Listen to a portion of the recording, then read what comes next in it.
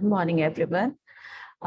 It's a very glad day that we are covering on the traveling to the fifth day of the FDP, which is focusing on the developing a theoretical framework of the social science research methodology and the applications and implications of the report writing, which is a completely academic area-based area studies programs. Let me brief you the today's session.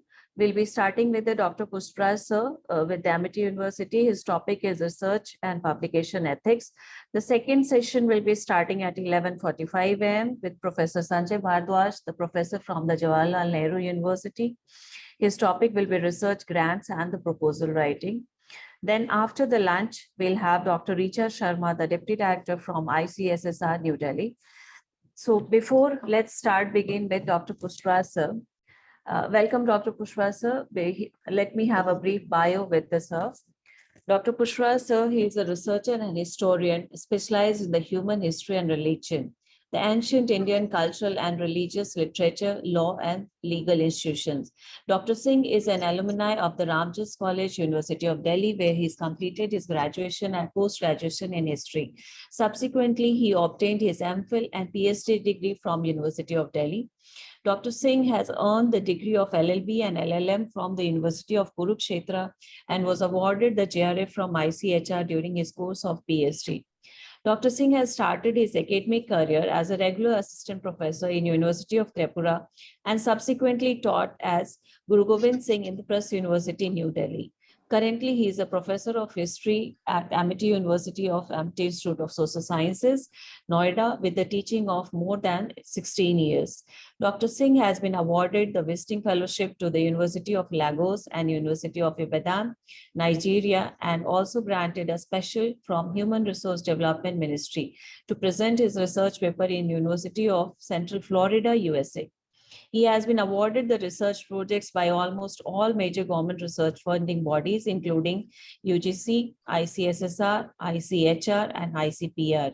He has written more than 20 research papers in the leading national and international journals, where 3 of his past publications were Scopus Index. So welcome, Dr. Pushpraj sir. Over to you.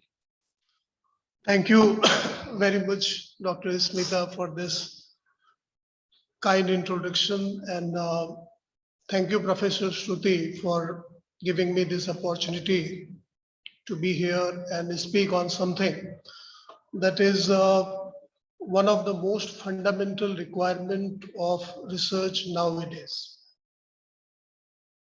We are doing, in fact, everyone is doing research in their own ways, and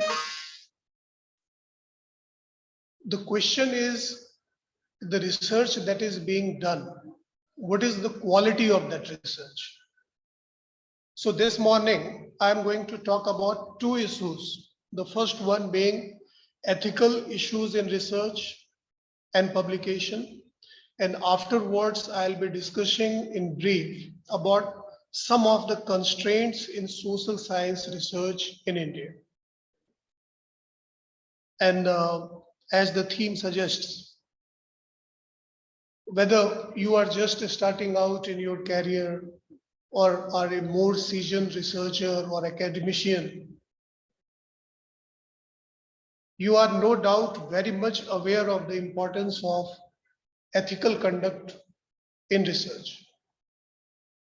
Issues like authorship, false citations and attributions, plagiarism, research fraud, undisclosed competing interests.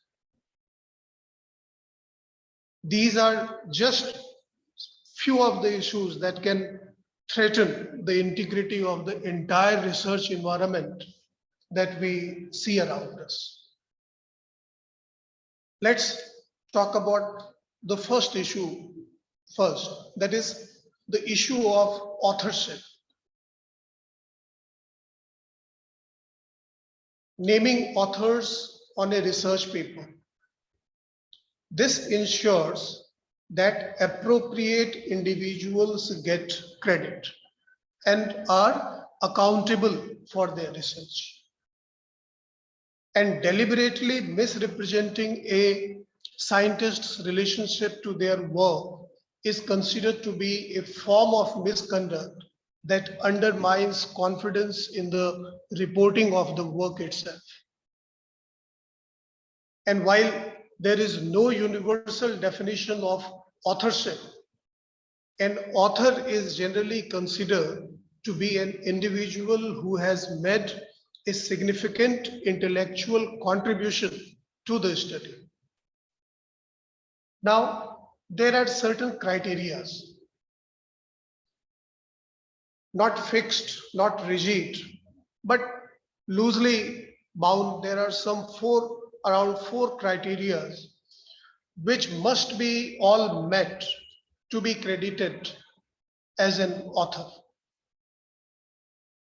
The first one being substantial contribution to the study conception and design, data acquisition, analysis, and interpretation. The second criteria is drafting or revising the article for intellectual content. The third criteria will be approval of the final version. And the fourth criteria will be agreement to be accountable for all aspects of the work related to the accuracy or integrity of any part of the work. And these are only, just as I said, these are some loosely defined criteria. There might be some different aspects also.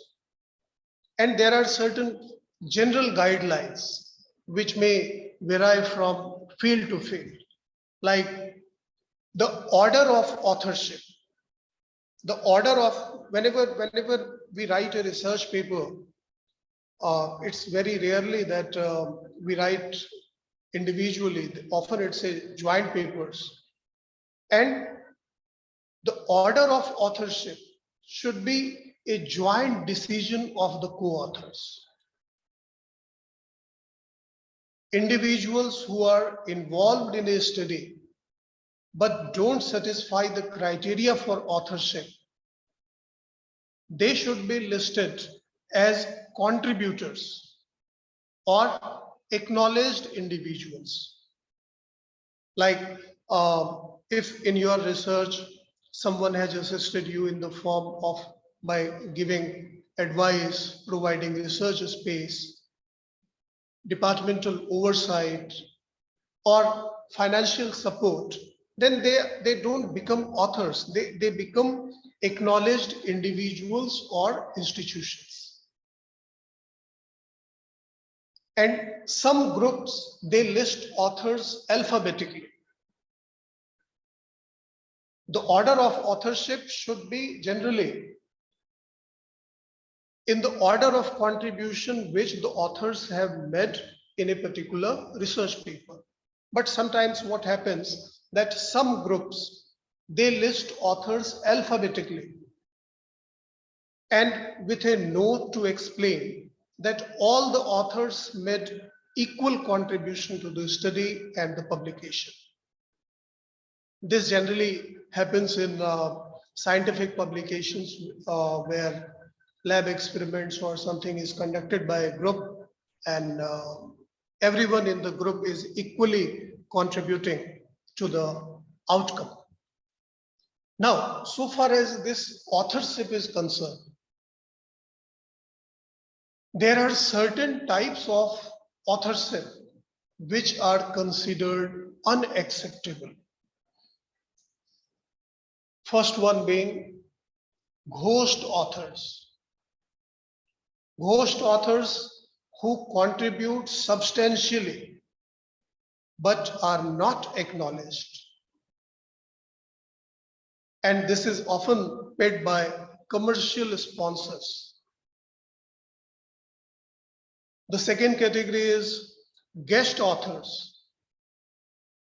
Guest authors who make no visible or no apparent contribution, but are listed to help increase the chances of publication. For example, if a budding researcher is submitting a research paper to a reputed journal, the chances of acceptance are quite low.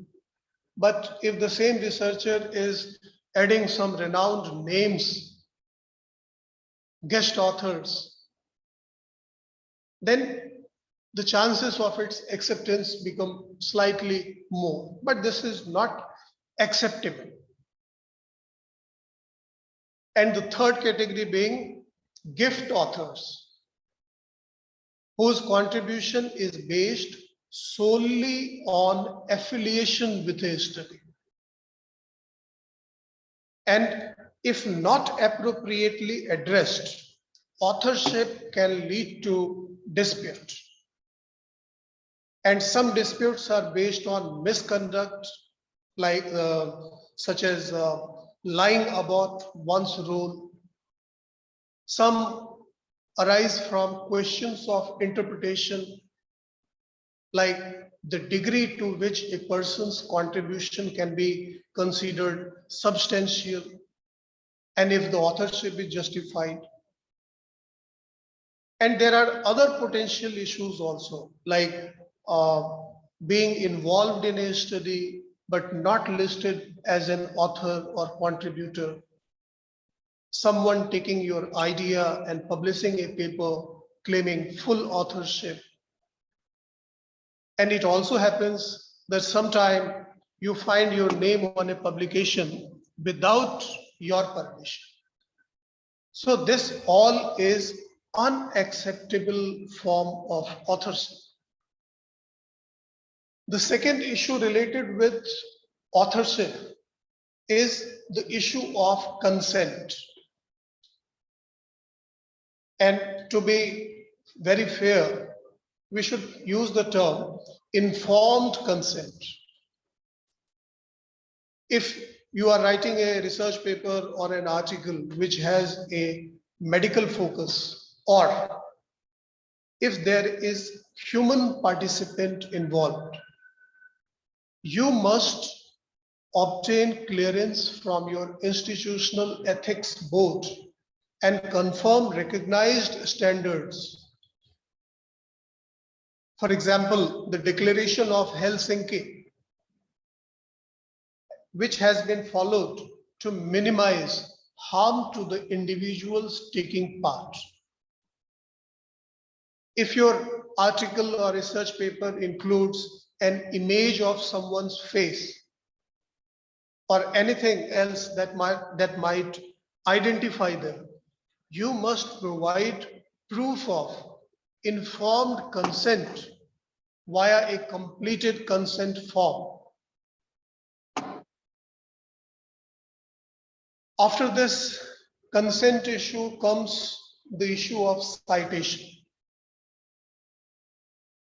Citation manipulation is something that is becoming very alarming now. And citations and referencing are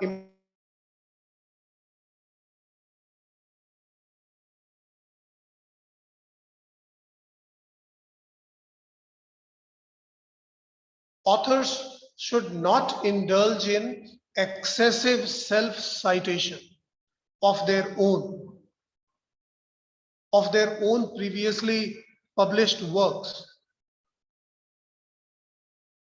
And the citations that are included must be relevant, add value to the article, and should not be included just to increase the citation score of that author.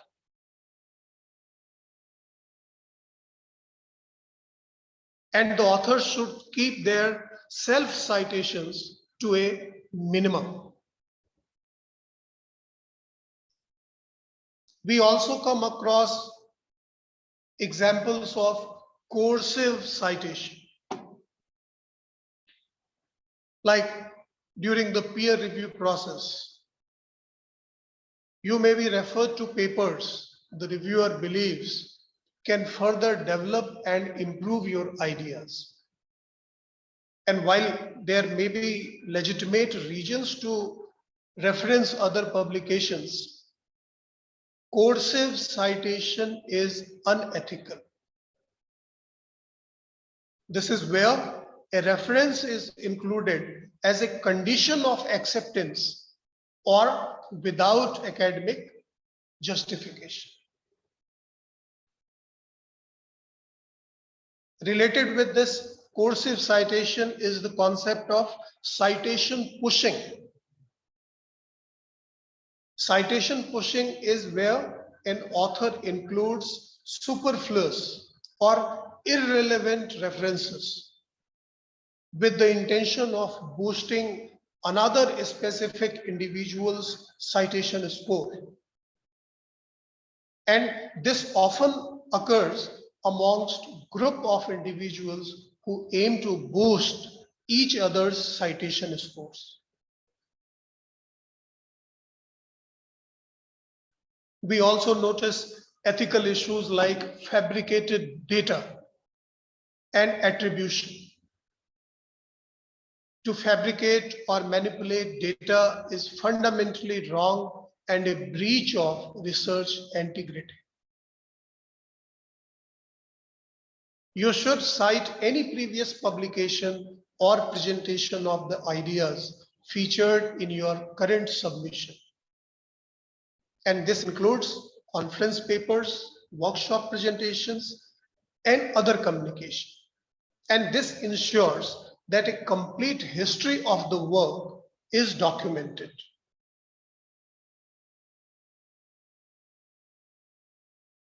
After this, we can talk about the issue of competing interests. Transparency and objectivity. This is essential in scientific or social science research and the peer review process.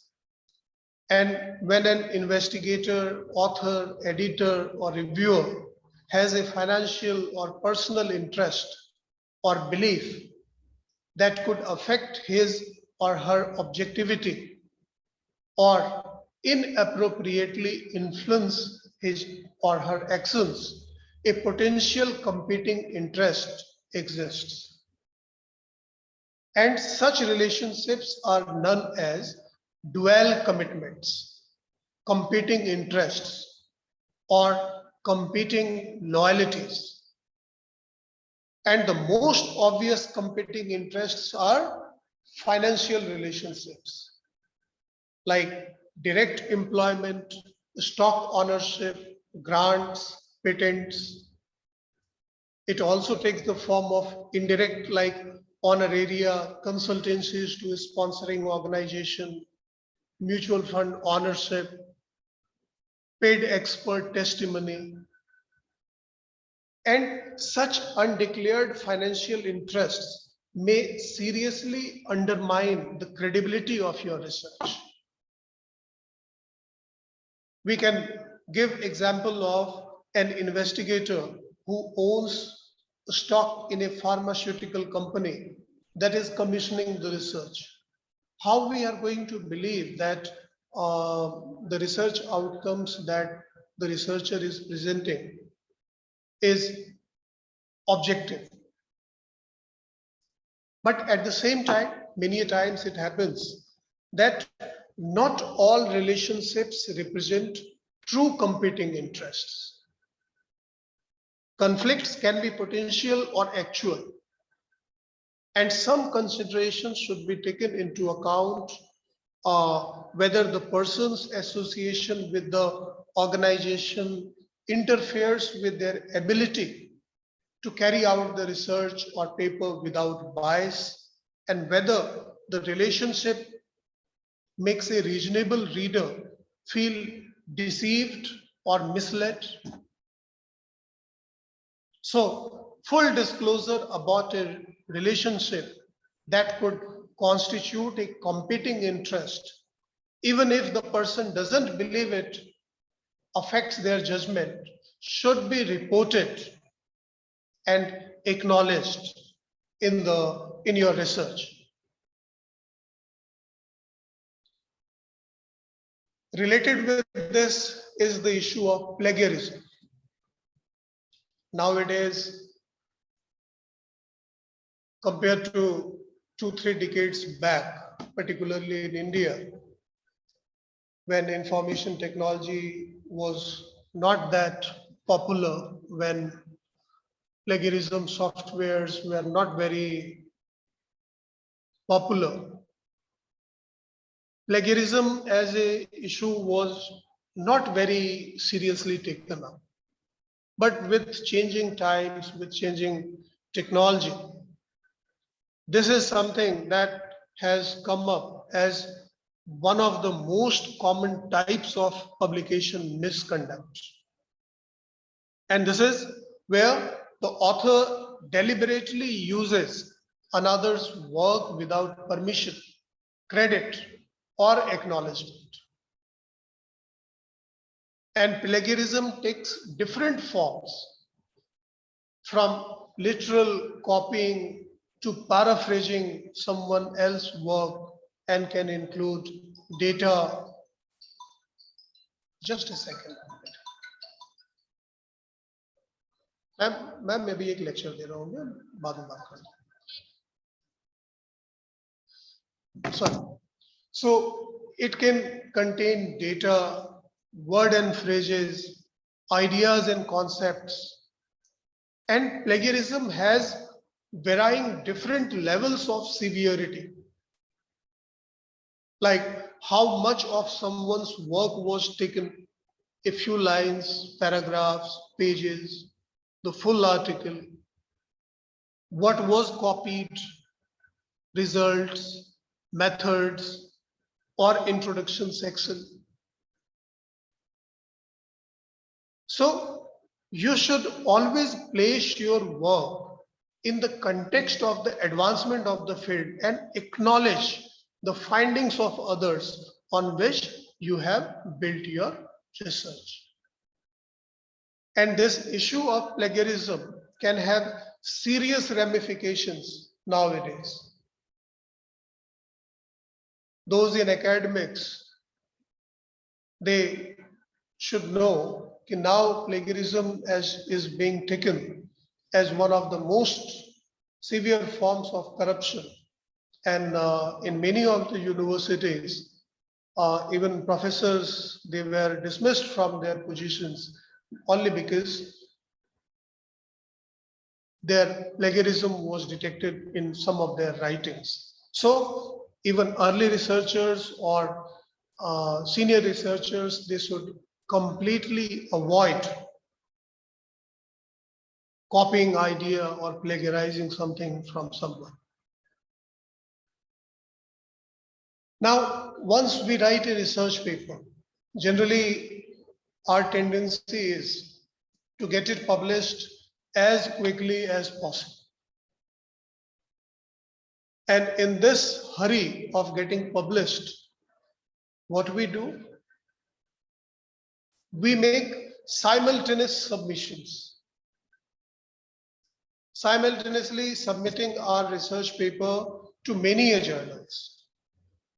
Ki chalo, we are submitting to 10 places. If any one of them accepts, it's fine. Now, this is not ethical. Authors, they have an obligation to make sure that their paper is based on original, never before published research. And intentionally submitting or resubmitting work for duplicate publication is considered a breach of research ethics. Simultaneous submission occurs when a person submits a paper to different publications at the same time, which can result in more than one journal publishing that particular paper. And duplicate multiple publication occur when two or more papers without full cross-reference share essentially the same hypothesis, same data, discussion points, and conclusions. And this can again occur in varying degrees. literal duplication, partial but substantial duplication, and or even duplication by paraphrasing. And the main rule of thumb is articles submitted for publications must be original and must not have been submitted to any other publication. And at the time of submission, authors must disclose any details of related papers, similar papers in press or in translation. And this brings us again now to research fraud.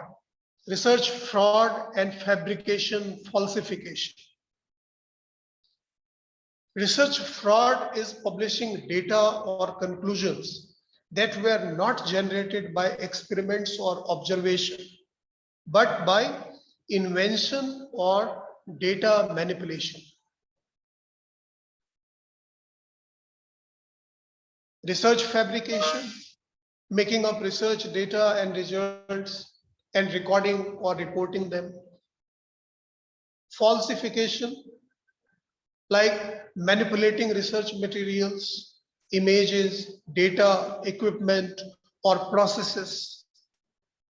And falsification includes changing or omitting data or results in such a way that the research is not accurately represented. A person might falsify data to make it fit with the desired end result of a study. And both fabrication and falsification are serious forms of misconduct because they result in a scientific record that does not accurately reflect observed truth.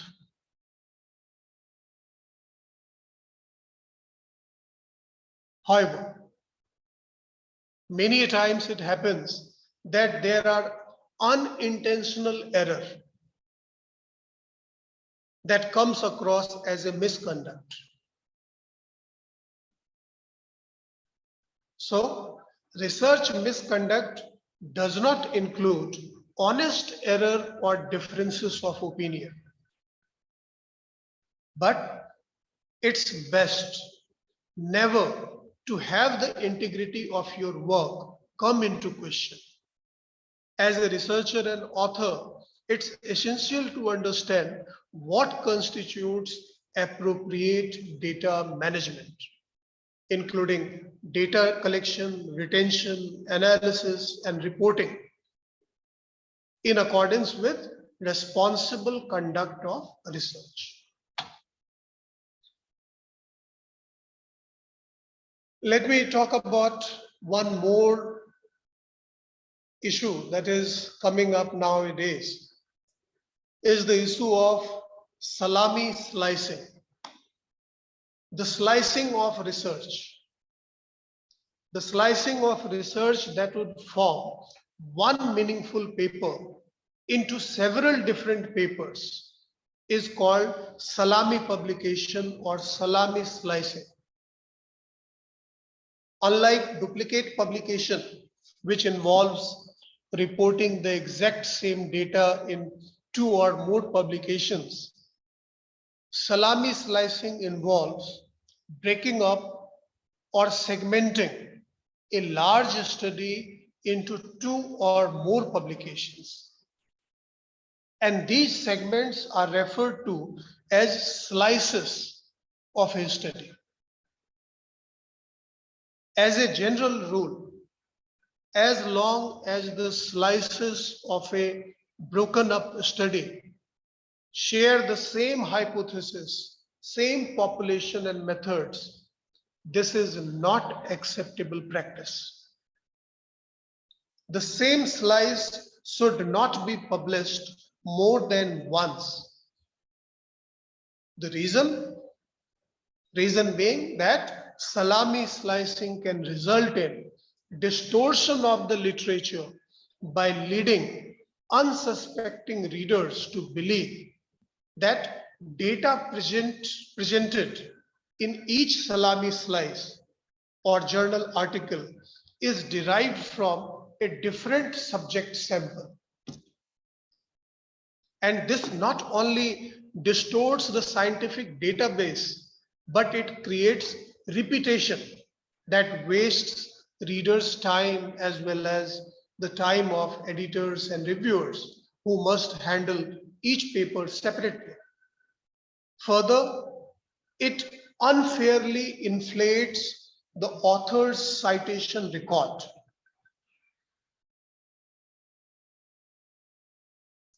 There are some instances where data from large clinical trials and studies cannot be published simultaneously or are such that they address different and distinct questions with multiple and unrelated endpoints. In these cases, it's legitimate to describe important outcomes of the study separately. However, each paper should clearly define its hypothesis and be presented as one section of a much larger study. So, in the first part of my lecture, I have talked about some of the ethical issues being confronted by researchers, by authors. Now, in the second part, I'll be talking about the constraints in social science research in India.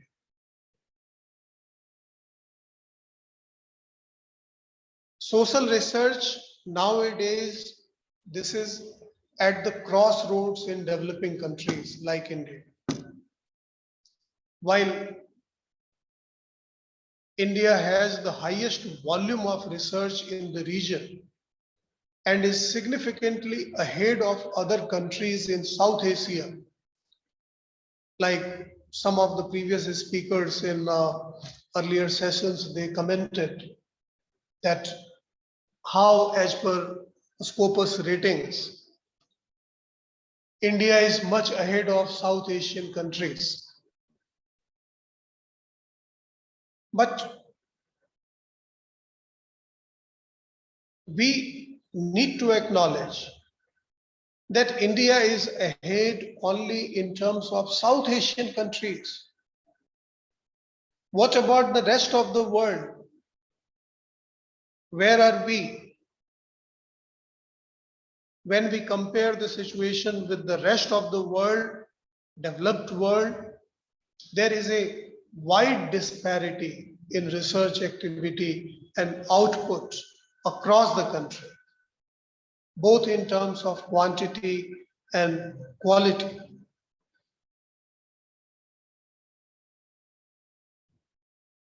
Our researchers and academicians, they are not able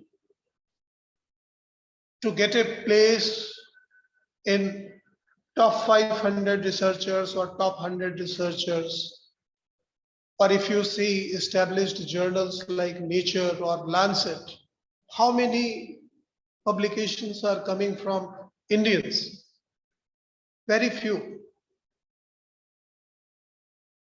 Some premium universities located in major cities, they foster academic research cultures, which include interdisciplinary work, knowledgeable production with emphasis on peer review, and engagement with internal and external intellectual networks and learned societies. And in these premier universities, we see that members of faculty, some of them are scholars of national and international repute. However, the quality of research in large majority of institutions neither conforms to international academic standard, nor have they been able to make a significant contribution to social science research, either theoretical or applied and policy oriented in the country. in India compared with developed countries, the situation is different. Why? In the field of social science research, it's because in India, social problems are many more and much complex as compared with developed countries.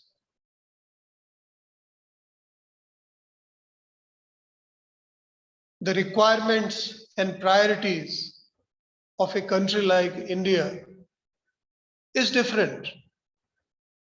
We cannot spare more funds for social research because needs of money in other walks of life are more pressing and require immediate attention than research.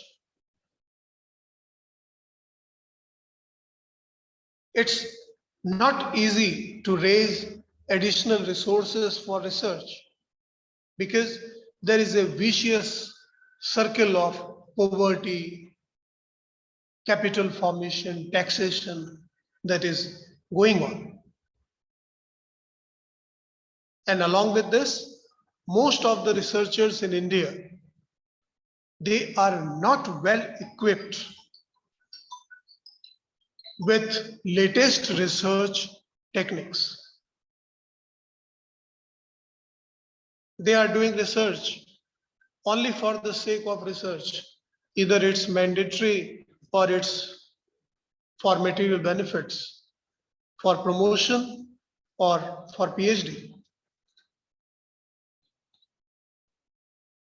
Universities and research organizations in India, practically they have no infrastructure to produce trained and qualified social researchers at short notice.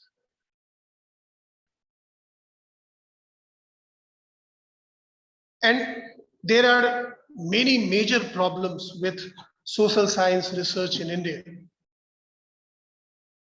The first major problem that we can talk about is the dominance of Western intellectual tradition in the study of India.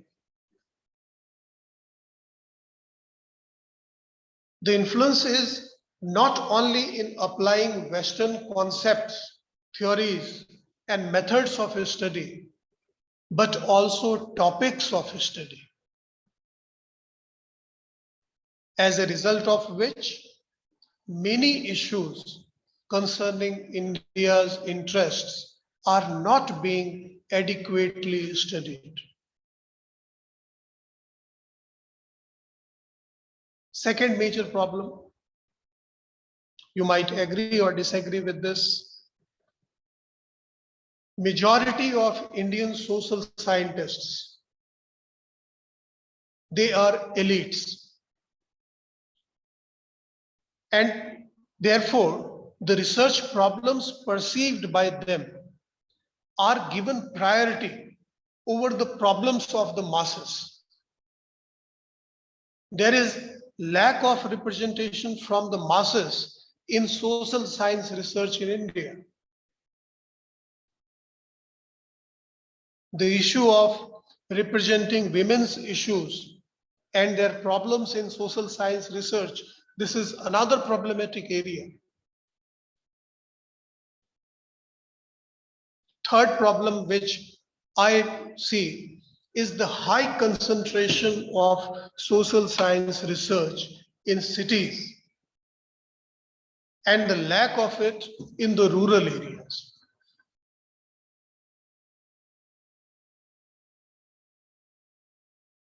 How many reputed publications are coming up from Tier 2 and Tier 3 cities?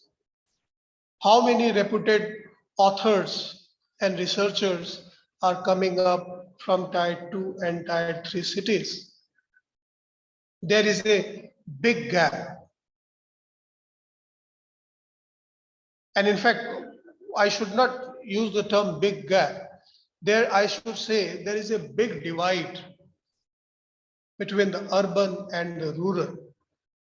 And the rural India, which represents around 80% of India, in fact, is not contributing that much to social research. Another problem that I see is the overemphasis on economic issues and the dominance of economists over other disciplines, which has created a gap in the development of social science research in India. Interdisciplinary research, this continues to be a major issue because social science research continues to be discipline specific. Research in history, research in geography, pol science, economics, sociology. Why we are not talking about interdisciplinary research, which can give a more better insight. Social science research in India is mostly funded by government or international organizations.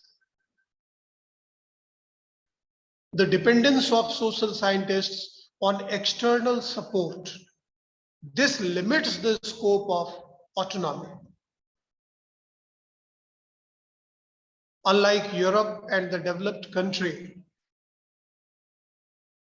we don't have the culture of research organizations. So the requirement is we need to give autonomy and freedom to the researchers. And of course, funding also. Another issue or problem that I will say is the brain drain of highly educated from India in search of better opportunities like employment, salaries, living condition, conducive academic environment. This also affects social science research in India.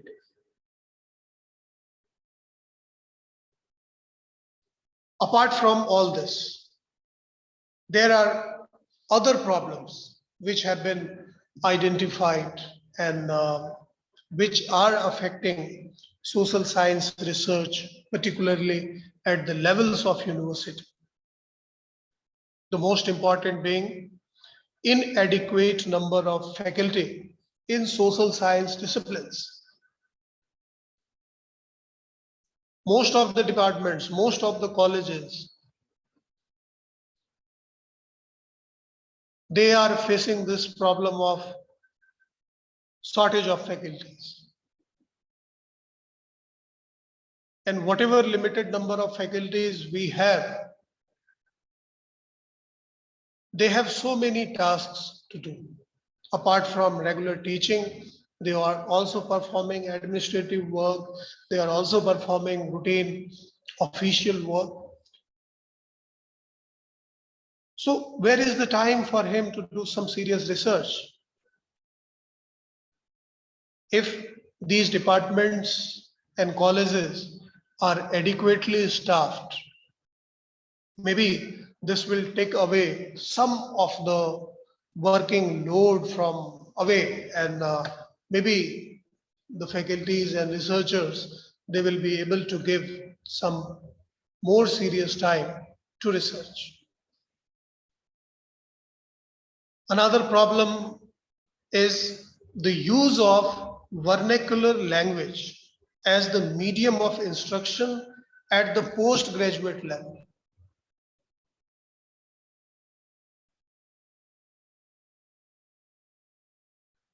Apart from metro cities of Delhi or like other big cities,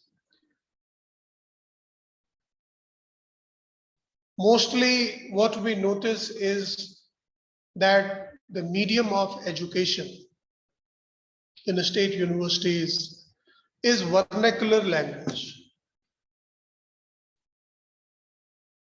And this has seriously impacted social science research. because after completing their degrees, they are completely at sea. They don't have sufficient resources because most of the resources or most of the academic resources, they are in English. Apart from this, there are some structural and fundamental problems. And one of the fundamental shortcomings of social science research in India is lack of proper institutional support and funding. Social science research, this is being largely funded by Government of India and its agencies like ICSSR, UGC, ICPR. And while India has had a very relatively stronger academic traditions in the humanities and social science, India's budget expansion in higher education focuses on science and technology. Since the mid-90s, there has been a significant increase in the number of non-state funders of social research in India. And while this share is still considered to be very small compared to that of the government, there is no comprehensive or accurate data, however, on how much these agencies contribute in numeric terms to social science research in India. And the multiplicity and wide range of players in this category and the significant duplication of work across these agencies make it virtually impossible to estimate the amount of money that is spent on research by these agencies. The second structural issue relates to the emergence of a rapidly growing private and business enterprise sector. And this private and business enterprise sector has created a new demand for social science research for business management, commerce, marketing, media, and other fields. And this definitely had a negative impact on the conventional social science fields. New actors like corporate bodies, industrial associations, NGOs, private trusts, they have entered the research field to conduct a specific goal and mission-oriented research. They provide social scientists with better research capacities and often are successful in attracting the best of the talent away from the university system, thereby contributing to an internal brain drain. The third structural issue concerns the autonomy of social science research vis-a-vis political interference. Major research projects and funding for politically loaded subjects like religion, caste, ethnicity. This is something which is not good for the overall research environment. Similarly, multidisciplinary approaches, as I said, this is rarely used even within the various social science discipline. And the policy research field is largely dominated by the economics. And while the bulk of social science research is undertaken in universities and public funded research organizations, the university administrations generally, they are not research friendly and there are no incentive structure either financial or professional, to encourage teachers to undertake research. And a majority of the doctoral thesis in regional universities, they cannot be published due to their poor quality.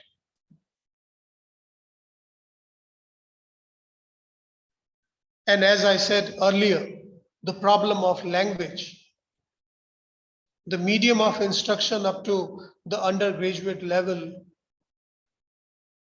and up to PG in most of the provincial colleges in regional language. This is a serious problem with the critical vocabulary of discipline and interdisciplinary research being conducted primarily in English. A large majority of students find it difficult to make the transition. And much of the primary research that itself is conducted in local dialects and languages used in the field. Unlike the natural sciences, social science research, especially in those disciplines where description and the written essay are primary, this necessarily means that a lack of facility with the English language acts as a severe barrier. So I have given a general overview on research ethics, publication ethics, and I have talked about some of the constraints in social science research. And what I personally feel is that the future of social science research in India depends on how we overcome these challenges. So with this, I bring an end to my lecture. If you have any questions, comments, you please send the same in chat box. I'll be happy to answer it.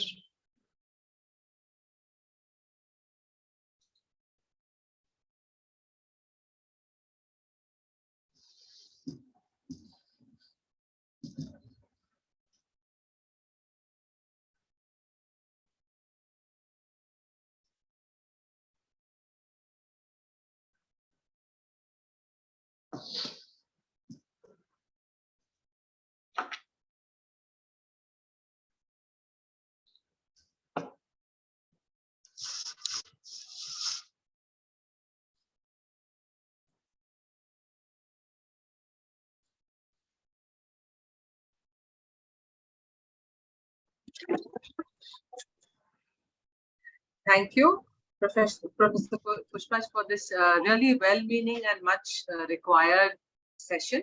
And I think the participants would really appreciate the fact that you have, talked to them in detail about the research and how to write.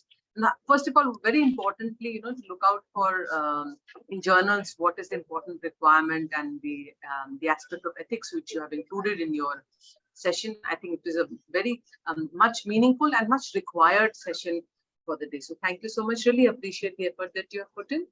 Over to you, Dr. Smita. If there are any questions in the chat box.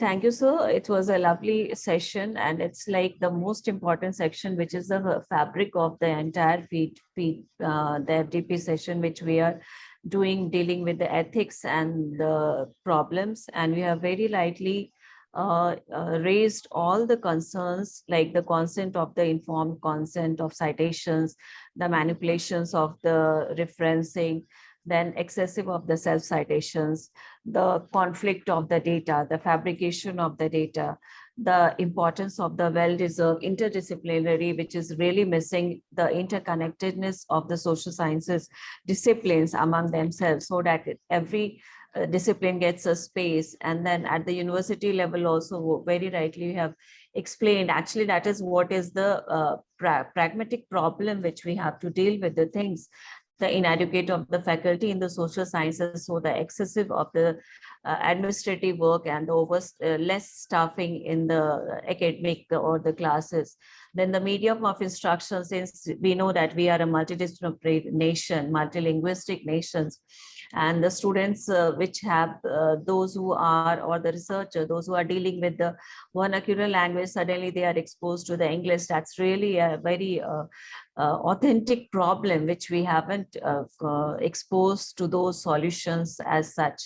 Then the structural and the funding issues. But I think there is a, it's not a question, but I think there is a feedback. Oh no, there is a question. I'll just put it. It's from Pooja Raj. Thank you so much for the pertinent insights. But the question is, when it comes to the research and researchers' accessibility, even the department and supervisors put them a lot of limits on the ones approaches besides the language barriers. So how can someone be with the language barrier go beyond these obstacles?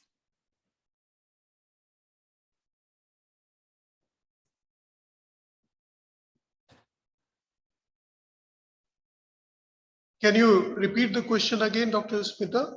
Yes, I think there are two portions to the questions. One is like there are, even in the department, the supervisors post some of the limits beyond the language barriers. The other one is the language. How can someone then again go beyond the language barrier and face such obstacles? So I think there are two. One is the limits of the supervisor, and other is the how can the obstacles of the language can be overcome. Okay. So when it comes to department and supervisors, the thing is, when you are starting your research, you have very little idea. You need to admit it that you have very little idea about the different nuances of research. Many a times you feel that this is a topic which, or this is a theme which I should go ahead with. This is researchable, which in fact isn't a viable option. Your research supervisor with his experience is definitely better placed to see that whether the theme you are coming up with is researchable or viable or not. So my advice first will be for early researchers, rather than thinking so independently, you will have a lot of time in your future career to think and write independently. But when you are just starting your research career, you need to rely on the aid and advice of your supervisors who are definitely much more experienced. Second point related to this is, you said if they are pushing their agenda. Sometimes it might happen. Sometimes it might happen that your department or your research supervisor, he might have an agenda which he wants to push through your research. And here comes the code of ethical conduct. If you feel that there is something wrong in the way the department is handling you or the supervisor is handling you, such ethical issues or misconduct should be immediately reported to the institution. Of course, many early researchers, they just avoid this situation because they don't want to jeopardize their academic career or credibility. But if you seriously feel that you are being made a medium to further someone's agenda, then this should be reported to the institution.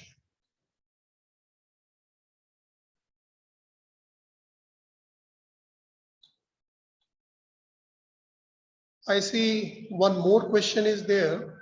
Yes, sir. I'll just repeat for you.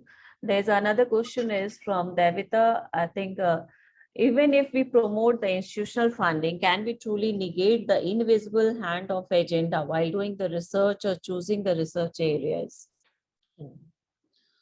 देखो, research is never carried out in vacuum. A researcher is a product of the society in which he lives and in which he is researching. And that's why we in social science say that objectivity is not possible in social science. Objectivity can be attempted, but can't be achieved 100%. Because consciously and subconsciously, you are being guided.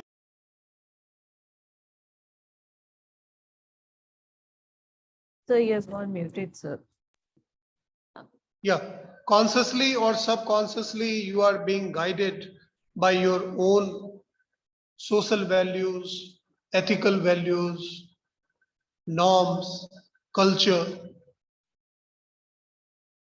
If a Britisher is supposed to write a history of India, and if he writes a history of Britishers in India,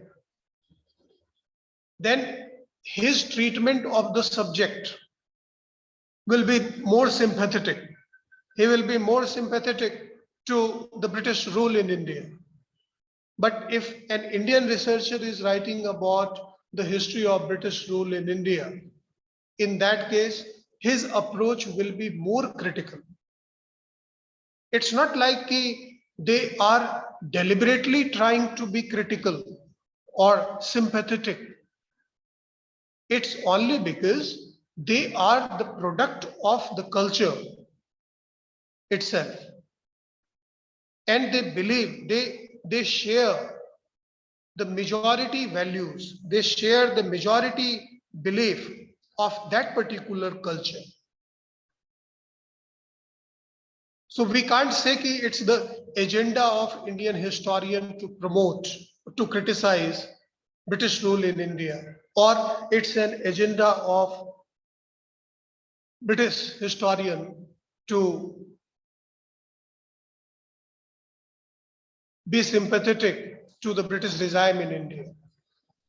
It's coming subconsciously. But at the same time, I admit that there are instances when, under the influence of some ideologies, under the influence of some institutions, some of the researchers, they are actually pushing through some agendas. And it's not like it's not visible. If anyone is trying to push any agenda, it's visible. But we social scientists, we need to ensure, we need to see that even if we cannot attain objectivity in totality, we should attempt to maximize objectivity in our studies and minimize subjectivity. And how do we maximize objectivity? By focusing and relying on scientific methods of research. And this agenda and this always has remained there. Even if you go to ancient Indian history, there was a tradition of court poets, Harishen, Prayag Prasasti inscription. So the court poets, they had their own agenda, they had to glorify. So the agenda will be always there. As long as there is research, as long as there is writing, as long as the human mind is at work, such agendas and objectives will always remain. But we as true social scientists need to differentiate between agenda and truth. and should follow the path of objectivity. Yes, any other question?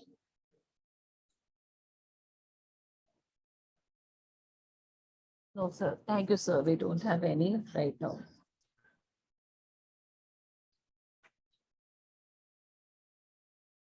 Thank you so much, sir. Welcome, ma'am. Thank you very much. Okay, thank you so much once again, Professor Pushpa. Now we have a few minutes left. I think you would be joining. Our next speaker would be joining. Good morning, Professor Sanjay. जी नमस्कार. नमस्कार तो नमस्कार. आपका registration process was very हाँ register, हाँ इसीलिए मैं समझ गई थी.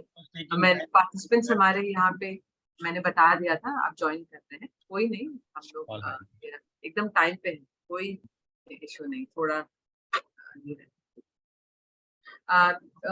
सो शैल वी हम लोग स्टार्ट करें संजय जी? हाँ श्योर. हाँ, all right. So to all the participants, I would like to give a warm welcome to the next session. To our speaker for the next session, Professor Sanjay K. Bharadwaj.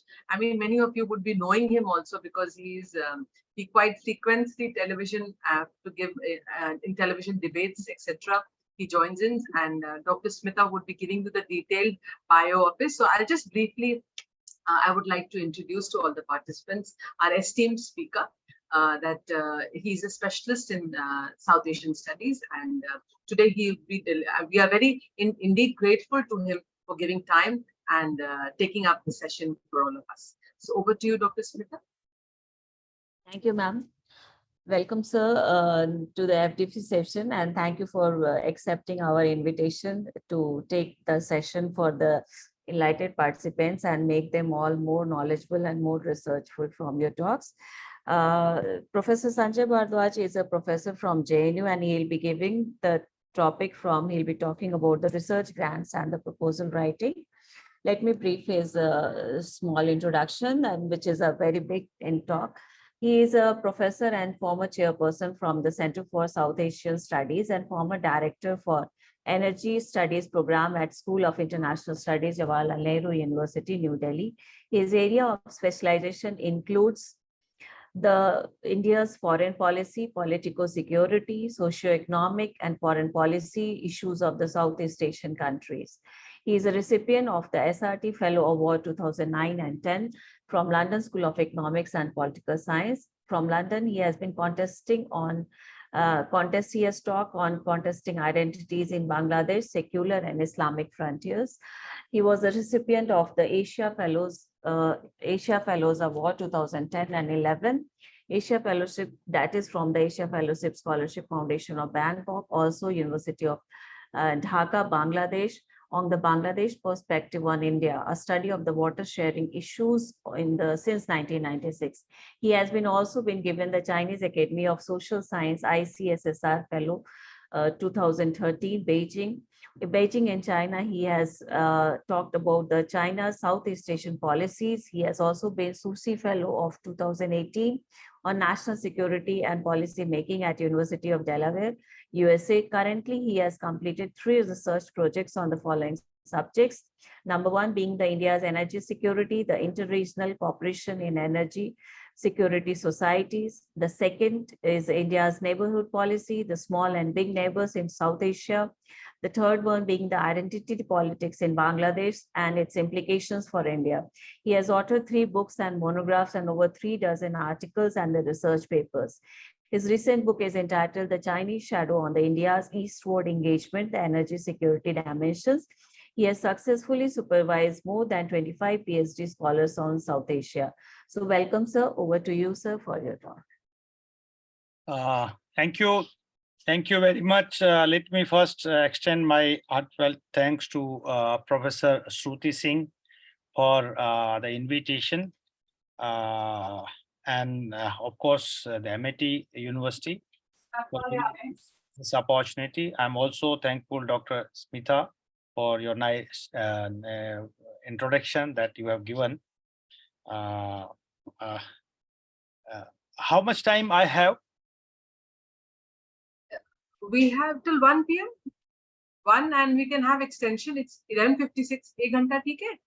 12 से 1 बजे and 1 बजे के बाद discussion question answers कर लेते हैं हम लोग. Perfect. Thank you very much.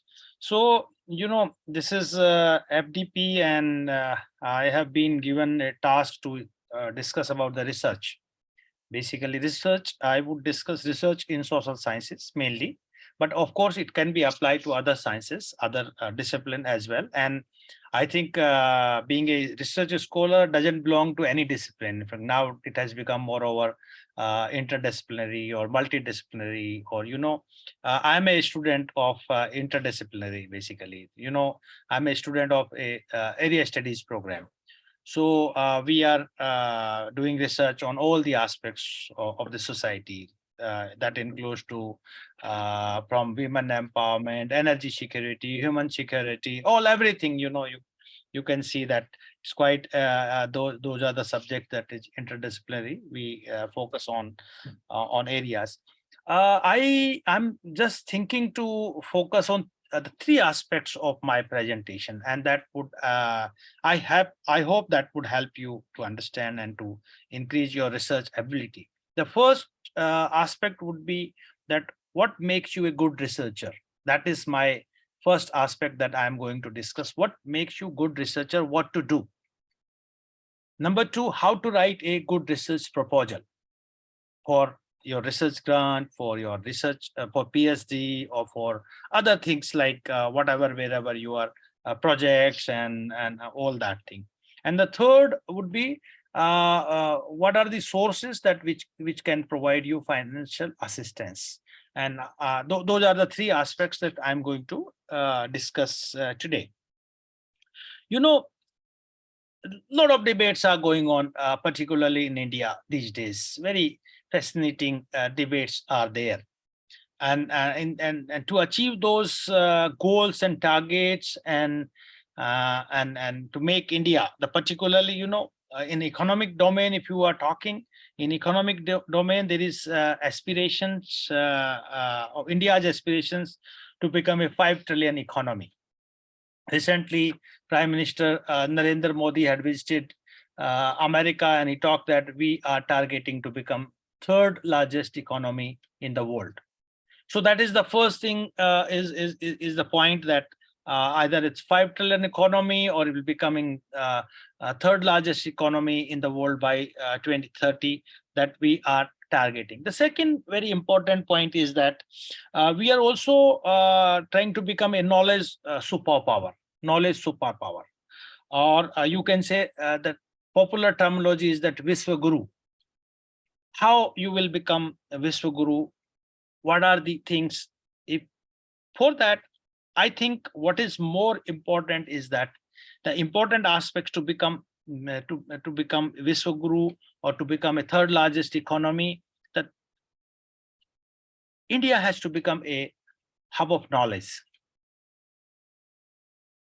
We are talking that India had been a rich knowledge tradition. Indian knowledge tradition had been quite rich in all the sectors. Either you take the medicine, you take all the sectors that you will. So India has to become a knowledge society, a hub of knowledge, hub of research and innovation. These are the three very critical, very important aspects to achieve the goals that we are aspiring today. Traditionally also, it's not like we are just aspiring. India had been very rich and leading knowledge society.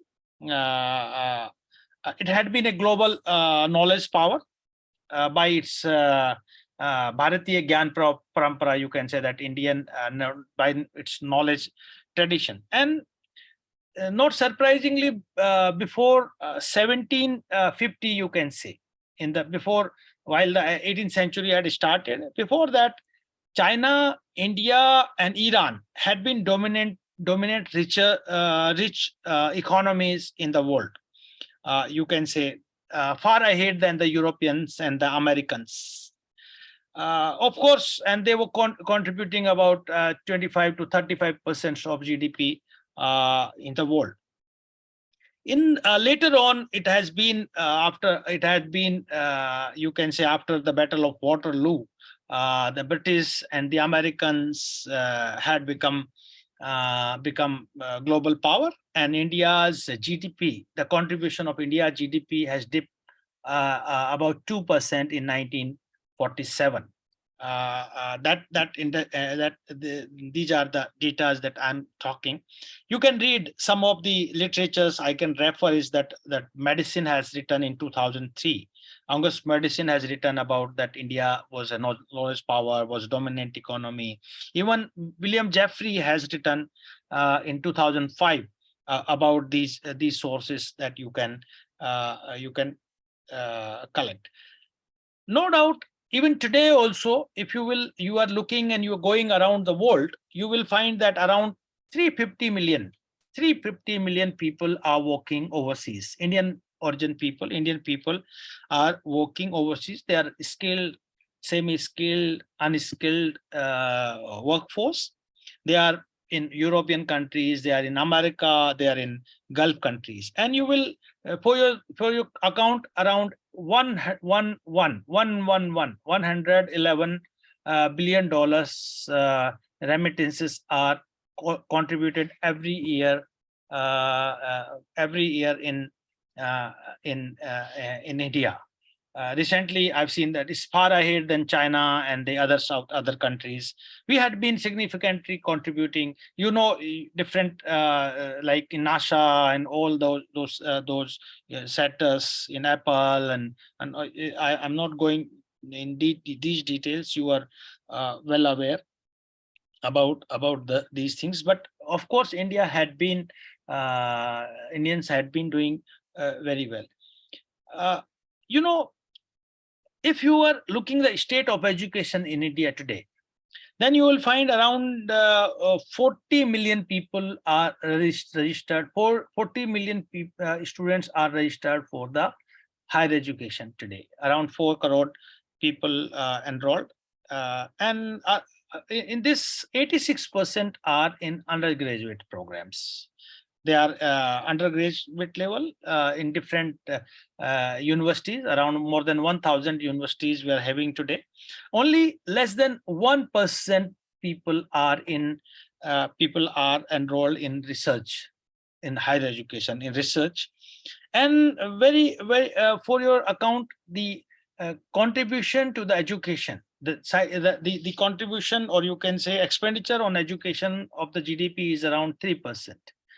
There had been recommendations like Kothari Commission had talked about that it should be 6%. Now NEP, the National Education Policy, had also recommended that you need to increase the expenditure of the education, and that is around 6%. Of course, China and America, they are more than 6%. Their GDP is contributing to the education and research developments in this. This is the state of education and aspirations and what that I wanted to share before you.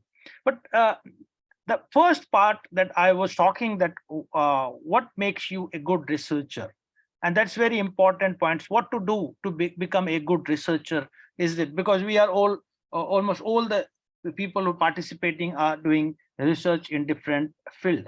So what makes you a good researcher? And that is very important approach. And I think whatever we are doing, if I'm a teacher, then there should be a scholar and student-centric approach that is very essential. That if you will not have student and scholar-centric approach, you cannot create a society to conduct original research. In the policy and approaches, but need to adopt a student-centric approach, or you can say in process to inspire researcher and research students for the future. Teachers has to become a guide on the side, not the sage on the stage. That, researcher, if you are a supervisor, you're doing research, fine. If you are a teacher also, then you also to become a guide on the side rather than become sage on stage. Or for that, what is most important? For that, the teacher has to be well researched. The teacher has to be well researched, and in fact, you have to practice before you preach. That's the theory. If you will apply, you will be a very good researcher yourself. Then definitely you will disseminate the knowledge, and you will create a knowledge society, and you will contribute in the development.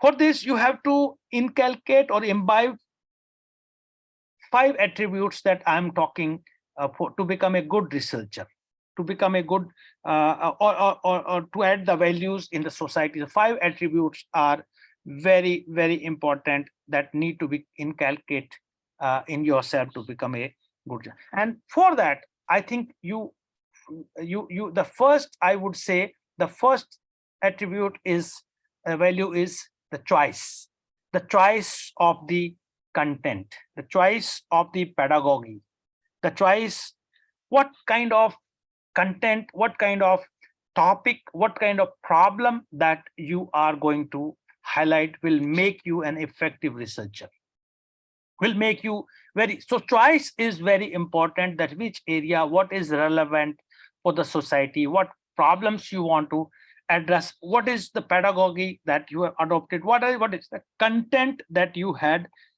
In my submission, I would say that in the present context, if you want to pursue, you want to write any research project, or you want to do any research, what is most important is that you must take the transdisciplinary approach or multidisciplinary approach. The topic, the problem should be multidisciplinary, so that across the disciplines, across the society can be understood. So the choice is the first attribute that makes you a good researcher. That makes you can you hold 1 second? Okay, so first attribute, what I was talking about, the choice of the topic, choice of pedagogy and the content. The second, very important, because we are doing like Dr. Shruti is doing a well-known social scientist. I've been doing research on political science, or like their colleagues doing on economics or psychology, or like on science also. So what is the second point? What I would say, that the collaboration is very, very important. And if you will collaborate your research with the peer groups, or you can say with the different disciplines, or different or you will have a multidisciplinary approach in your research. I think that you will have a far better and deep understanding about the research and research problem, or you can say about the researcher. The collaboration is very, very important aspect to make you a good researcher, and it to make you this would enhance your presence in the academic society, in the knowledge society, that your contribution. So the second aspects of that I suggest is very important, is the collaborative research. Collaboration is very, very, and we are in the now in the age of internet. You can do your research with the Western scholars. They are sitting there, or collaborative online international learning programs are there. You can do effective research by collaborations. The third aspect, what I suggest is that I suggest that to make your research very important. Suppose you are doing a research projects on any issue of women empowerment, or on the child labor, or like the women participation in economy, or like in ready-made garments, or in the other sectors, anything. If you have taken any research, if you really want to make a good academic research, want to write a good projects and contribute to the society, the third aspect is very important, the communication. The communication, and in the communications, 2 elements of the communications are very important. One is, of course, is the seminars, conducting seminars, or workshops, or groups group discussions with the different segments or stakeholders in the society. You bring them all together, and then you will have very minutely, you will understand the problem. If you will not involve the stakeholders to whom you have you had made a target of your research, will not give an very authentic and very first-hand information to conduct a good research. So third aspect is that the communication, and in communications, the tools like seminars, workshops, group discussions are very, very important to make a good research, and that would make you a good researcher. And the fourth aspect, I would say, the fourth attributes, I would say, and that is very important. If you will not adopt that, and you will think in the boxes, if you will think in the ideological boxes or different construct of in the society, that you will not become a good researcher. And for that, you need to adopt a very critical thinking. The fourth aspect is to develop imbibed critical thinking in your research. And for that, you have to have a very open space. Space for the research activities and for researchers. You cannot confine, if you can't ask your students wants to work on some issues, and you will force, no, you don't pursue this research. My MIT university will not be happy. This government will not be happy. Oh, tomorrow, you cannot, if you are a good researcher. And that had been the beauty. JNU research, JNU had been one of the leading university in social sciences, because JNU had been known for the ideas. JNU had been known for the arguments. Then JNU had been known for the critical thinking. So that the important aspect is that if you will not have a critical thinking about any issues of the society, any concerns of the society, and while you are conducting a good research, you cannot become a good researcher. So to make a good researcher, you have to have a very critical, open thinking. If you will think in the boxes, then you cannot become a good researcher. Your research would be considered as biased, subjective, and that would not have a very deep impact on the society. It would not be accepted across the society, across the sections. And if it is accepted by across the sections and society, that would make you a good researcher. And the fifth part of the attribute of becoming good research is the creativity. And for the creativity, definitely you have to have develop a learning methods or research activities, bringing different stakeholders. You have to be a creative in your ideas, in your innovations. Whatever reproduction of the work is not the research, that you take this and just collect at one place and then write down, and that is my research. I think that would not have significant impact. That is the reproduction of the research better. You have to have very creative and innovative in your research, and if you will become a creative and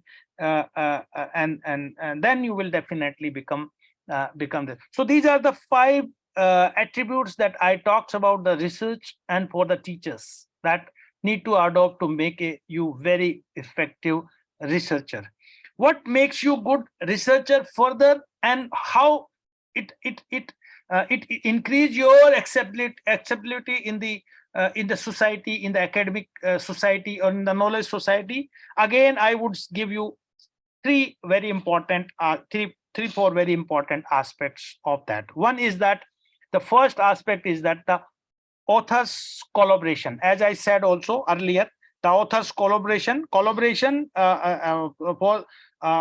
you should have a prolific collaborations, who collaborates and publish research papers in several different topics. That is also that it's not just you are writing one aspects only, women issue, women issue, women issue. I think you should write on other aspects, so that would give you a holistic understanding of the research problem. So and then it should be a good research collaborations, that different aspects, like if you are taking comparison with the suppose like I want to do on G20s and G20, what is the perspective of global south. You take a researcher from the south, the global south, and then if you and one researcher you take from the global north, and the global north will give a different perspective on G20, and the global south will give a different, and any issues like climate change or energy security or food security or human security, human rights, number of issues. So my point is there that authors collaboration is very important, so that you will have both the sides of understanding. And then peer group collaborations, that also increase the research productivity. Peer group collaborations, like your colleagues, between the colleagues, if you are doing, that is very important. And the second aspect of that, keeping the colleagues collaborations, the second aspect is that is the author citation.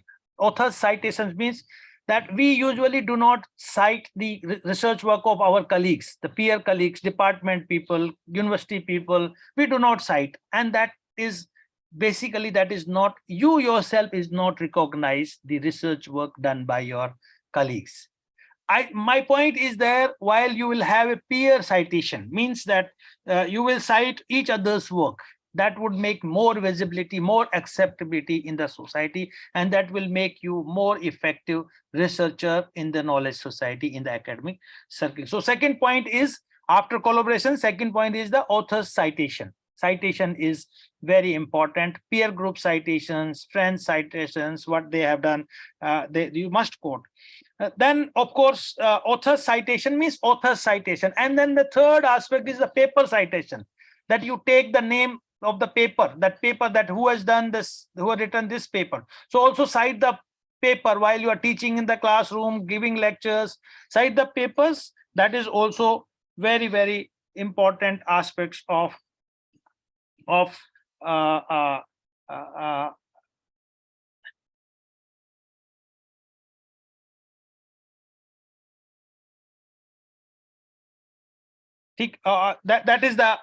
these are the important aspects. Fourth is of course that social sciences, imagination of or arguments and scientific research questions making. That could be only possible while you are collaborating research with other discipline people. Third aspects I'm coming. The first was that what makes you good researcher, then how make your research more effective. The third aspects, success for your research. What is the success for your research is how your research will be successful is, first aspect is the choice of the topic. If the topic is very relevant, very challenging issues you have opted, which is highly debated, discussed in the society, like climate change, I have given you example, like terrorism, I have given you, pandemic, I can say that these are the highly. So choice of the topic, issue, problem is very, very critical. That will make you very fast, instant highlights of your researcher. That will make you a successful researcher, that who has done that work is very, very, very important. Second point is that while be conscious about, if your research, that you do not compromise with the quality of the work to increase. You are writing number of, sometimes I have seen that I have been very, very, very lightly, I want to share with you that I've been doing research, doing supervising students for last 2 decades in JNU, and I have written very selective papers. And these days I am going for the selection committees in Delhi University. Delhi University College, I do find that a scholar has written 10 books, 12 books, 20 books. And then you just ask them about the books, that how you have managed time to write. In a year, you have written 3 books, how you have written. So point is there that I think you don't focus on the quantity. You have to focus on the quality of your research. If your research is qualitative, your one paper will make you world fame. Your one paper will make you, like John Rawls' theory of justice will had made only one research paper had made him very significant contribution in the justice theory. The point is there that your one paper will make you very a successful researcher. So point is there, don't compromise with your with the quality of the research. I do agree that the quantity is also essential for the career advancement, for the promotions, for getting, but I think you have to have a very balancing approach in while you are doing. So this was the first aspects of my my presentations, that what makes you a good researcher, what makes you an effective researcher, how your research will be very effective. Now I'm coming on the second aspects of my my presentation, and that is that how to write a good research proposal. How to write a good research proposal is again for your reference. While Smita was talking about my fellowships, I have been fellow in London School of Economics. I've been also Asia Fellow, that is the Ford Foundation funded fellowship, very prestigious, rich fellowship. I also been the Susi Fellow, and then the Chinese Academy of Social Science Fellow. The biggest strength that I realized, the first time I realized this, while I become fellow in London School of Economics. That was a fellowship, basically 1 year fellowship, and then I extended it, converted it as teaching fellow later on. But the issue was that while I visited there, and while they have announced the fellowship, and I joined the fellowship in LSC in 2009. The first question of mine to the director of the Asia Research Center in London School of Economics was that why you have selected me. And they said that the only strength that we have seen that your research proposal was liked everyone, was liked, appreciated by all the boards of the members of the fellowship. That this is a perfect. So my point is there, writing a strong research proposal is very important to get a fund, to get a fellowship, to get a admission in any education institute. If you are not registered for the PhD, any of them, but if you are registered, then you are going for the international fellowship, getting the postdoctoral fellowship, getting the projects and all that. Writing a good research proposal is very important, and for that the first aspect is the identify the research problem. You have to, how you will identify the research problem. In India, we usually ask, what is your hypothesis? What is your research objective? And if you go to the Western countries, they will ask, what is your research question? What is your research question? You cannot tell your research question if you do not identify a research problem. You have to identify the research problem of the society. Again, I'm going back that what is the important aspects of the identifying research problem? The social relevance, the academic relevance, the contemporary acceptability to that particular particular research topic, how much it is relevant for the policy, for the society. So identifying research problem is first aspects of your research, writing a good research problem. And while you have identified the research problems, then the second aspects that you have to go for the review of literature. The second aspect while you're writing any review of literature is very critical, very important aspects to write a good research proposal. If you are not thoroughly explore the research literatures available in that particular domain, and you will not identify the gaps, in the studies that had been done in the past, your research will not have much impact, will not be appreciated much before the selection committee, before the fellowship committee, before the project selection committee, whatever. So while you are identifying the research problem, the second aspect is that you must thoroughly explore the research, review the literatures, particularly reference books, articles, not the newspaper writings and citing and all that, and textbook. And I don't think if you are citing the work, you are reviewing the work, the scholars established in your field will make authentic your research problem, your research issue. So that second aspect is the literature review. Literature review is and in the literature review, I would say, while you are going with the literature review should be thematical. It's not like one book, two book, three book, four book.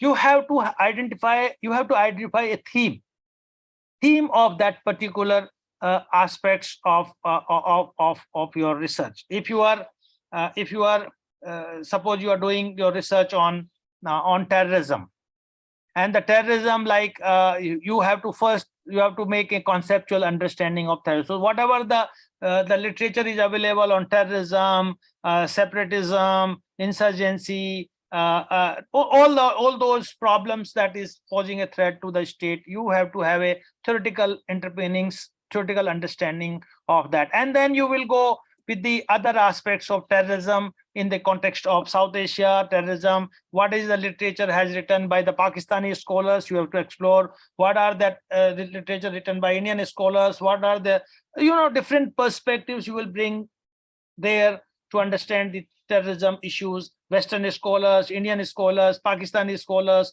how they are pursuing the problem of terrorism.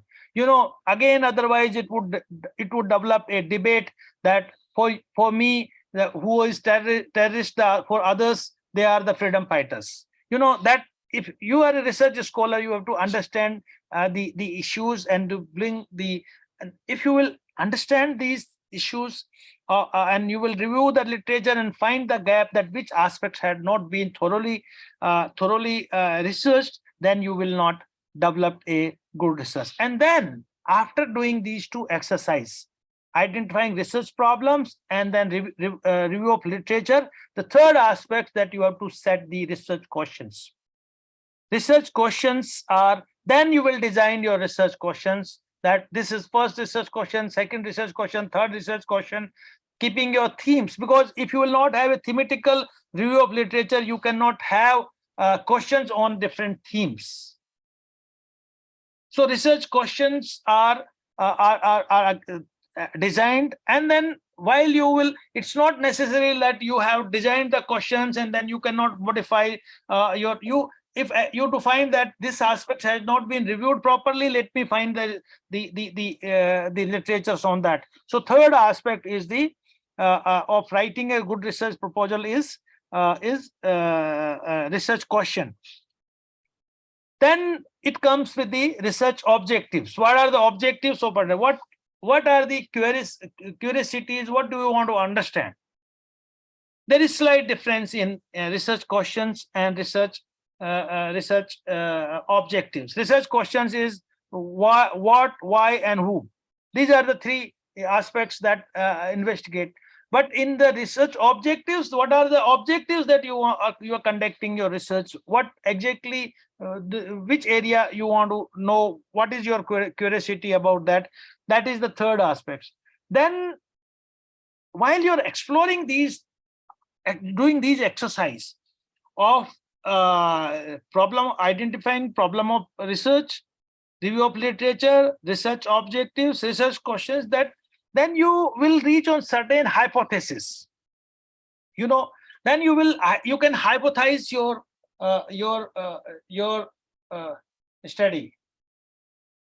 Then you can hypothesize your research work, and that research hypothesis, making hypothesis, there could be different hypotheses, null hypothesis, there could be, that could be justified, that could be rejected, or all that. But hypothesis is your assessment, your understanding of that particular research problems that you are highlighting. Hypothesis is a not tentative answers of your research, may be proved, may be disproved. That's a different aspects. Then it comes after hypothesis, then it comes the rational definition of the research, rational and significance. Rational and significance, what is the rational of doing this research work? What is the significance of this? And what would be the scope of your study? It's not like I want to do terrorism in South Asia. I think that would be a vast topic. You have to be your research should be very, very focused, very narrow. If the deep you will go, the deep you will develop your understanding. And there also, like, if what aspects you want to aspects about in the context of policy, you want to understand the terrorism in the context of implications. You want to, or what aspects you are looking, you want to understand in the context of state, or different perspectives, different understanding. You have to narrow it down with the very specific issues of understanding. You can say that, suppose the terrorism in Pakistan and its implication in India. Implications on what? Which aspects? Political implications, economic implications, social implications. What you want to study? So you have to identify it, clarify your scope of the study. The time frame is also very important. Terrorism, then if you will have 200 years time frame, 100 years, 50 years, 20, you have to take very specific time frame also. Then you can make a very effective research. That would also help you to identify it. So this is one aspect of identifying your research. Then the very important aspects while you are conducting is the methodology. And in the methodology, I would say also scheduling, the timing of your research. What would be the time frames, in which time you will do your research, questions in the review of literature, what would be the time frame, and then research methodology. In the research methodology, what would be the methodology?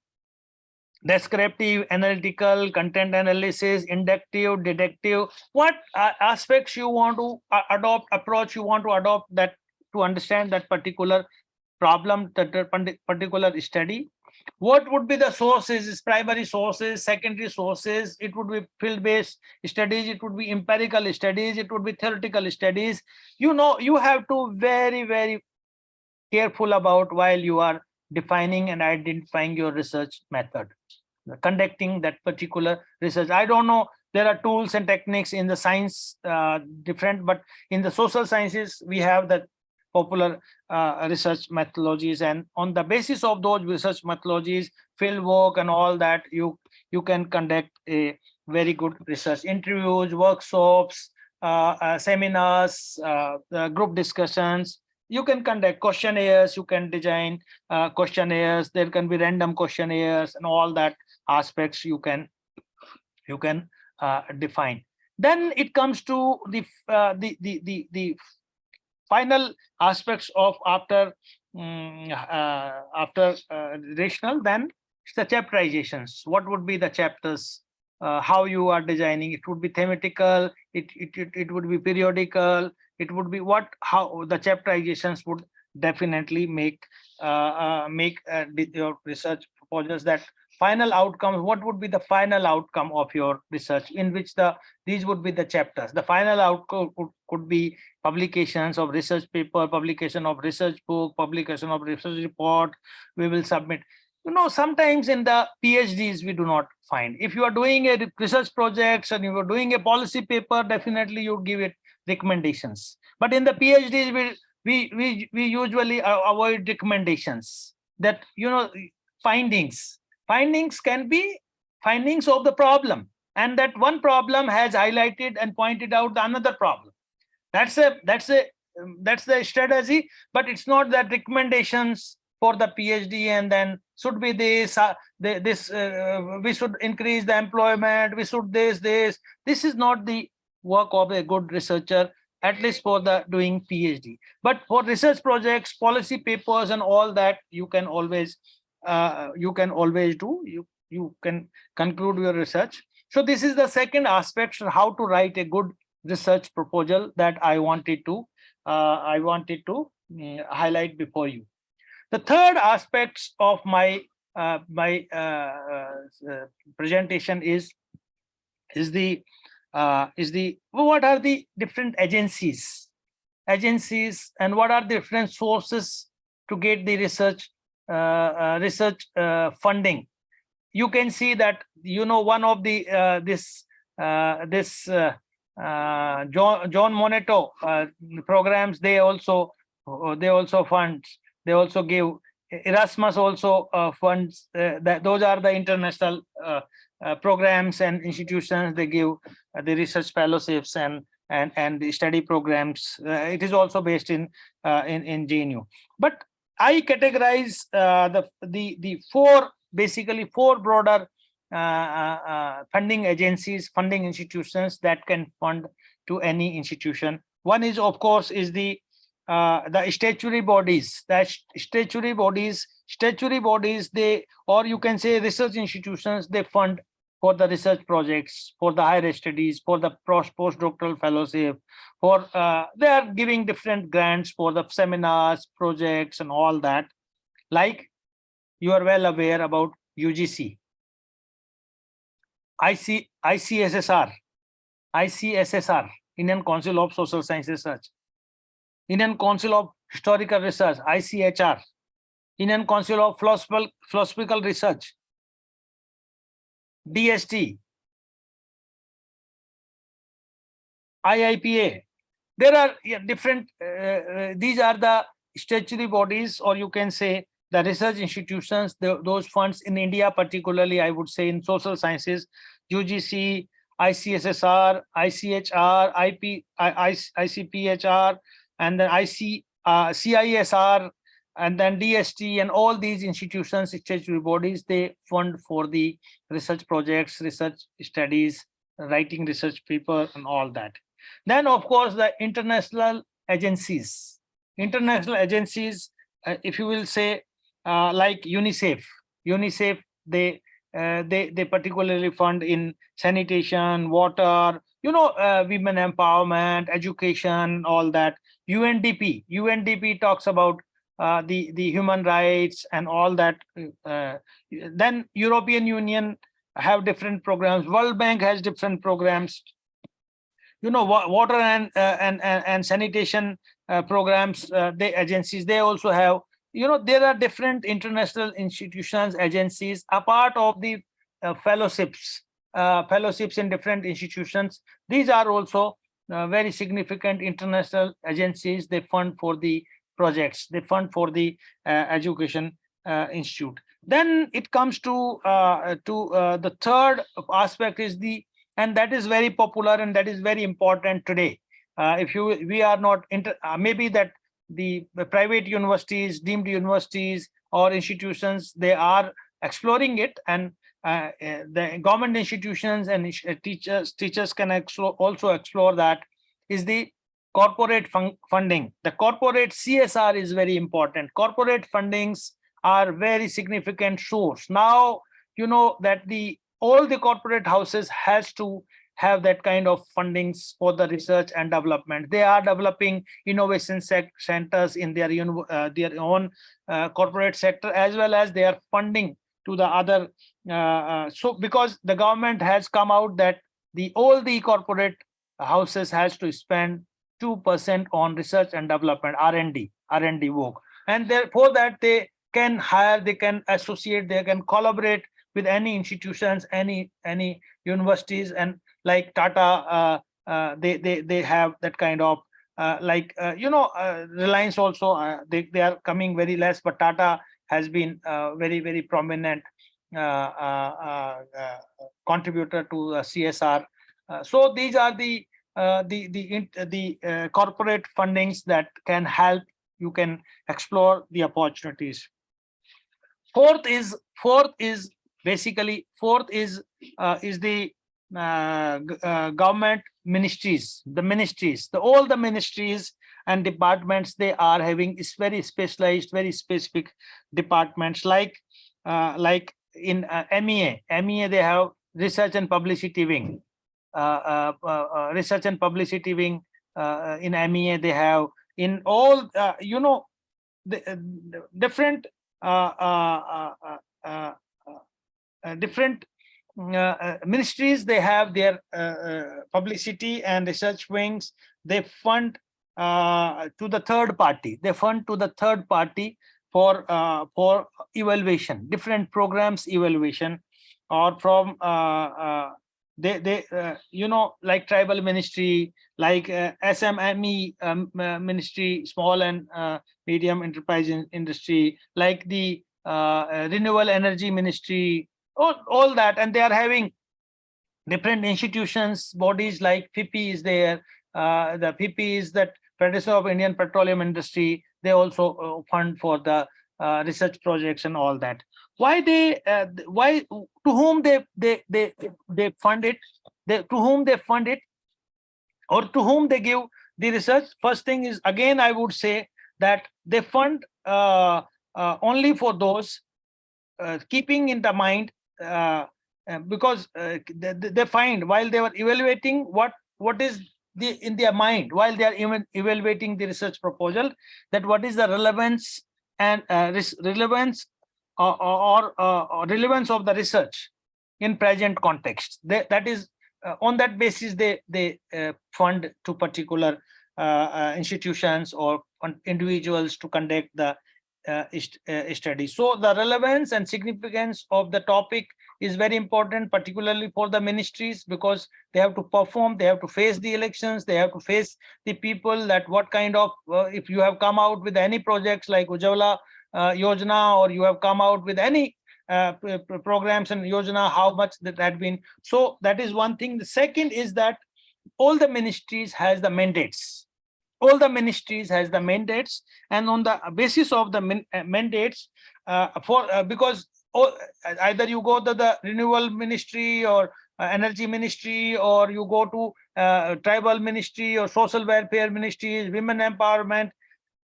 The political publicity is very important. They are giving advertisement to the newspaper, but they are, if the researcher is conducting very good research on any program, so political publicity is one of the objective that justify their fundings. That this would be ministry would be they are giving for their publicity or for the particular areas, and on that basis. The most important aspects is that ministry has number of programs, like Manrega, Narega is one of the program, you can say. So the process evaluation, for the process evaluations, that how much effective this program had been, the process evaluation is again very important. Process evaluation, that you have come out with the scheme programs, and how this program had been effective. So for the process evaluation also, the ministry they fund to different institutions, individuals to conduct their research. Like they also prefer, like IIPA also do a lot of projects on that. The project evaluation is also important. Process evaluation and the project evaluation, that particular projects had been evaluated so what if any projects the government has come out, then what is the impact on the society? They will see the impact. What are the implications? What are the what could be the improvement of that particular projects. Different aspects a project can be evaluated by different research scholars doing doing research in different fields, so that the ministry funds to that particular person or institutions, that this person can be an effective researcher. Then the third aspects, that to whom they will go with the content analysis. The content analysis, again, very important, that what is the content of that they want to evaluate. Particularly in any projects, that one content want to evaluate, like Ujjwala Yojana, I would say that how it would have impacted in women empowerment. Like the microcredit program, how it would be been effective in the women self-reliance, how it had removed the dominance or of on the women in the society. Different aspects you are particular content you are evaluating for your research, that would also give you an opportunity to get a fund from the ministries. So these are the institutions that I wanted to share, that can be an effective institutions for funding. Now, one or two more important aspects that I wanted to discuss finally. That is the things that one more thing for the researcher. What is most important aspect is that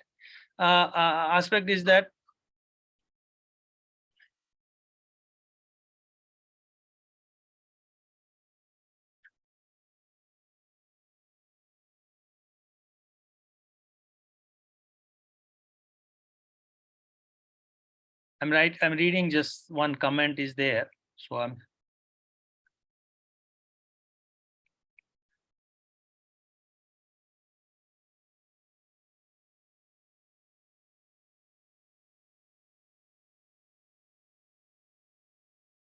no, I also let me come out first, then you can come. The field based study is also another very important aspects of conducting very good research. Suppose I'm working on Bangladesh. I very frankly speaking, I have been appointed in JNU as a teacher, and then I was doing teaching students and all that. I got a fellowship and I got an opportunity to be based in Bangladesh for 1 year. And while I was doing my research based in Bangladesh and going to different stakeholders, different people, that has really changed entirely. There's drastic change in my understanding about a particular country where I was based for 1 year. So my point is their field-based study, that all the governments, all the institutions, suppose any country is doing, suppose if Israel is doing very well in agriculture sector, okay, and so to conduct a good research on what the Israelis are doing in agriculture sectors, what are the policies, and if a researcher is based in Israel, is funded to be based in Israel, and to understand and to write a research paper and develop an understanding about that particular, that would be most effective instruments to conduct good research, to contribute to the society. So my also I would say to have a deep understanding, you have to have a area studies programs. The area study is very important aspects, that you go and you study a particular area. I don't know what is happening in Chhattisgarh. I don't know what is happening in Andhra Pradesh. Unless I will not go and understand the problems, the issues in Chhattisgarh and Andhra Pradesh. Writing a research proposal, a research paper based in Delhi on secondary materials and listening from second hand would not give a authentic research. So my point again is that the research, the field study, area studies is also very important aspects to understand the nerves of the people in this society. So these are the some of the points that I wanted to discuss with you. I will stop here. If you have any questions, anything, then I will be happy to answer.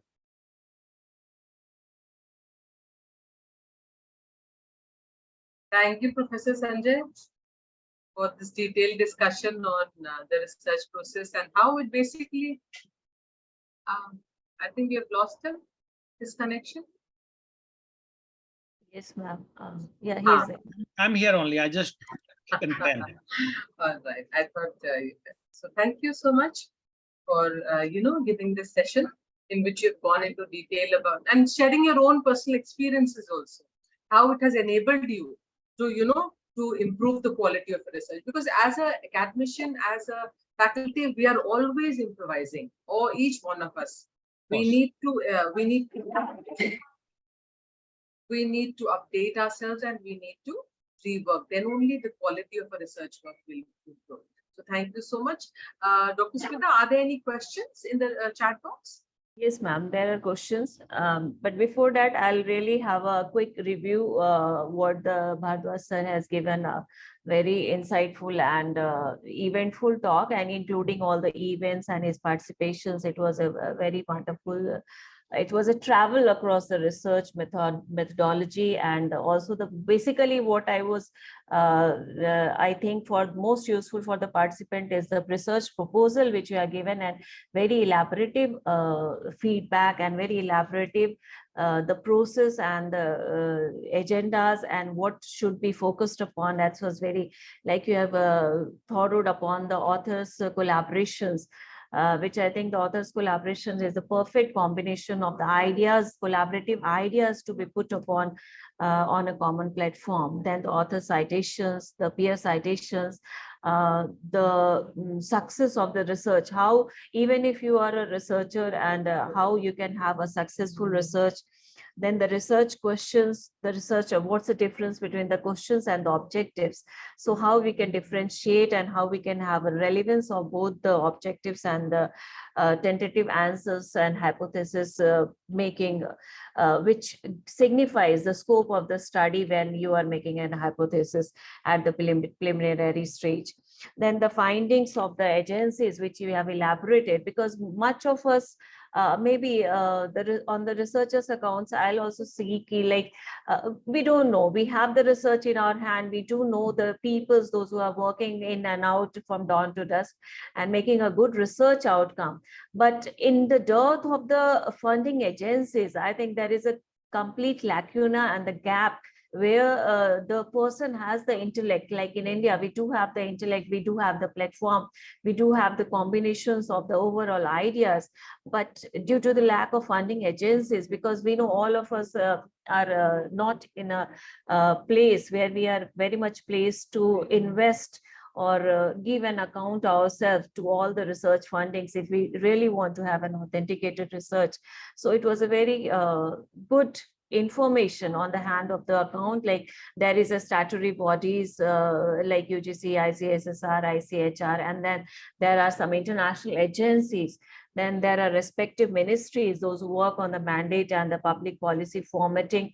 And I think you have also cited the objective of all the agencies, which is very relevant, because when we apply to a ministry, we should know that it is a public policy mandate, and this has to be very focused on the objective on the basis of the political justification on which they have been scrutinized upon. So thank you very much. And I think there is one question from Ananath ma'am. And also she has also given a very good insight always on the research writing, a very prominent expert in Southeast Asian studies. So she's asking how long one should dedicate to the research, write and conduct for the field work to be an expert in the region. There is one part, and there is also another part to her question, that also what are the prominent methodologies one should use in the qualitative studies in the contemporary time. So there are two aspects of the question. Over to you, sir. Yeah, no, thank you very much for asking this question. about the methodology. Methodologies depends on the nature of the study. What exactly you want to study? You want to take the retrospective analysis of a particular policy issues, then you have to adopt a historical methodology. You have to, if you are asking, want to analyze a particular content of any issue, any problem, then there will be content analysis. What could be, you will have a journalistic, first you will have a journalistic understanding, and then you will go to the it's very specific issue, then you will have a detective method, and you want to go from specific to general, then you will have an inductive method. So issues, the adopting methodology is very important, depends on the research topic, research areas, scope of your research are very important, that what kind of descriptive would be there, but it would be historical, analytical, it would be that could be one thing, it would be inductive, it could be deductive, it could be content analysis. Any depends on the nature of the topic and problem of your study you have identified. As I said again, that prospective is a different thing, implications that could be sense in the case of policy making and all that, but mainly in the present context, you have a problem and you want to understand that if you really want to have a root cause of the terrorism, from where it has originated, what the term will, then you would have again further have a historical approach to understand that. But if you want to describe about particular problems in that particular areas, then you will have a descriptive methods. And you want to analyze the implications or the causes, then you will have an analytical approach. Different approaches can be applied to understand that particular study. That is one aspect. Then second, of course, as I said already, I answered about the field work is very, very important. Without, for your information, I have supervised more than 40 PhDs by now.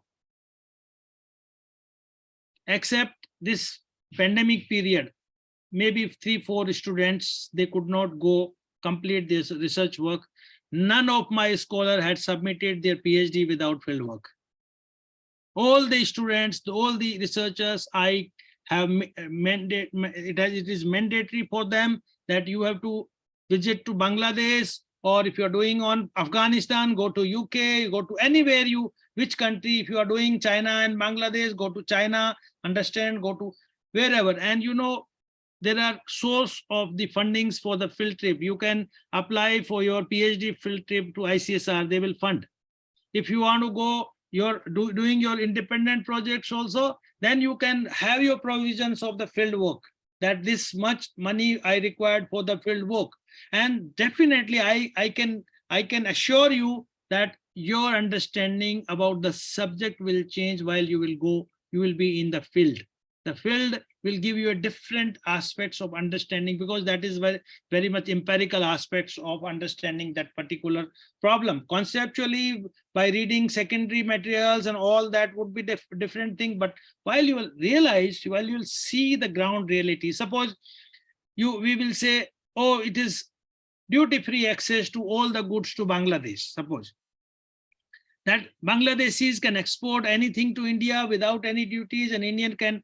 But while you will go on the check post, integrated check post, the crossing, then you will see, you will understand that only tariff, the duties are not important. There is NTB, non-tariff barriers are also very significant aspects to boost the trade and to increase the bilateral trade and all that. If a truck is standing for 10 days in the queue to get approved your papers, you are supposed to sign, get it approved 15 papers or 20 papers to pass a truck. Non-tariff barrier is more important. That you will understand while you will go at the border, and you will see that what are the problems. That is the empirical parts of your research. So field work is very, very important, critical aspects of your any research if you are doing. So that is also very important for conducting research. Writing research proposal, I won't suggest, because you do not have money. There is fund resource. there's capacity deficits. Definitely due to the capacity deficit, you will not have that kind of, but if you will, after getting funds and after getting the things, then you can definitely go and conduct the study. Is it okay? Yes, thank you so much. You have answered it very well. Thank you. Are there any other questions, Dr. Smita? No, ma'am, there are no more If it is not, questions. then I think we can. Okay, thank you so much, Professor Bharadwaj, for coming and joining in the session. And I have seen that whenever I've invited, you have always joined us. We really appreciate the time and the effort that you have taken to take up this session. And we hope that we continue with this collaboration that we have been having. And we hope to see you soon. So thank you so much. Thank you very much. Thank you, the participants as well, for listening very calmly. I don't know how much they are getting, but I tried. Maybe, I'm sure they would benefit. Thank you very much. Thank you. Thank Thank you, you, sir. Dr. Smita, as well. Thank you, sir. Namaskar. Namaskar.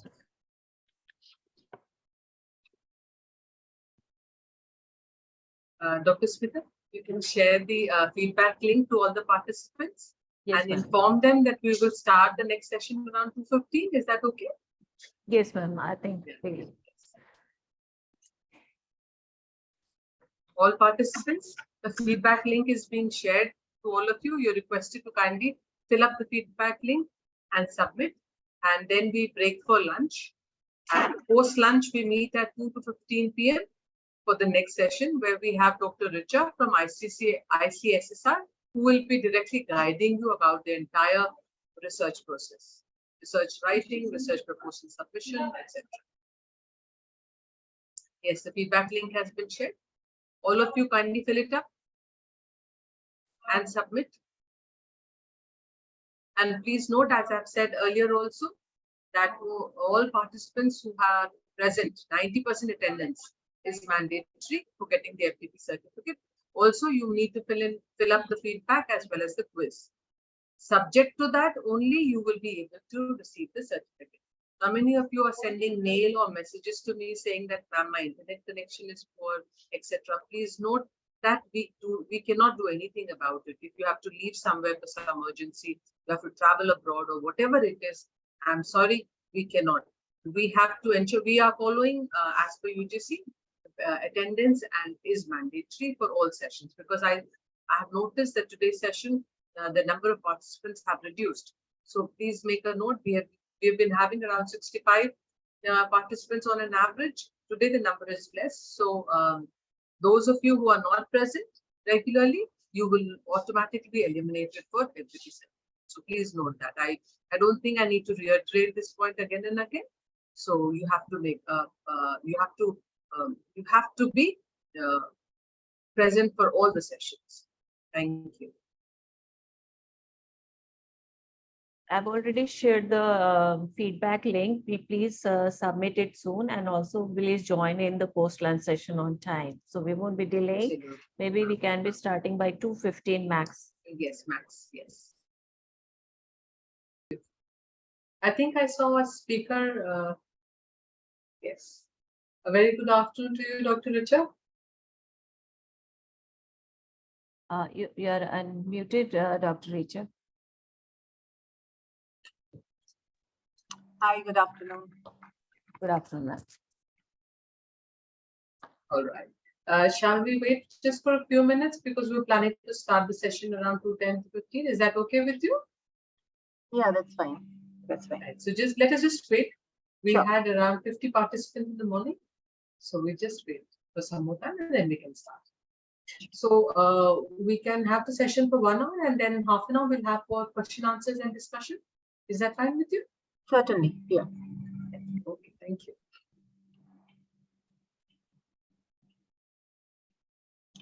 I hope you are fine. Something I can see on your shoulder. No, it was afternoon, so I was.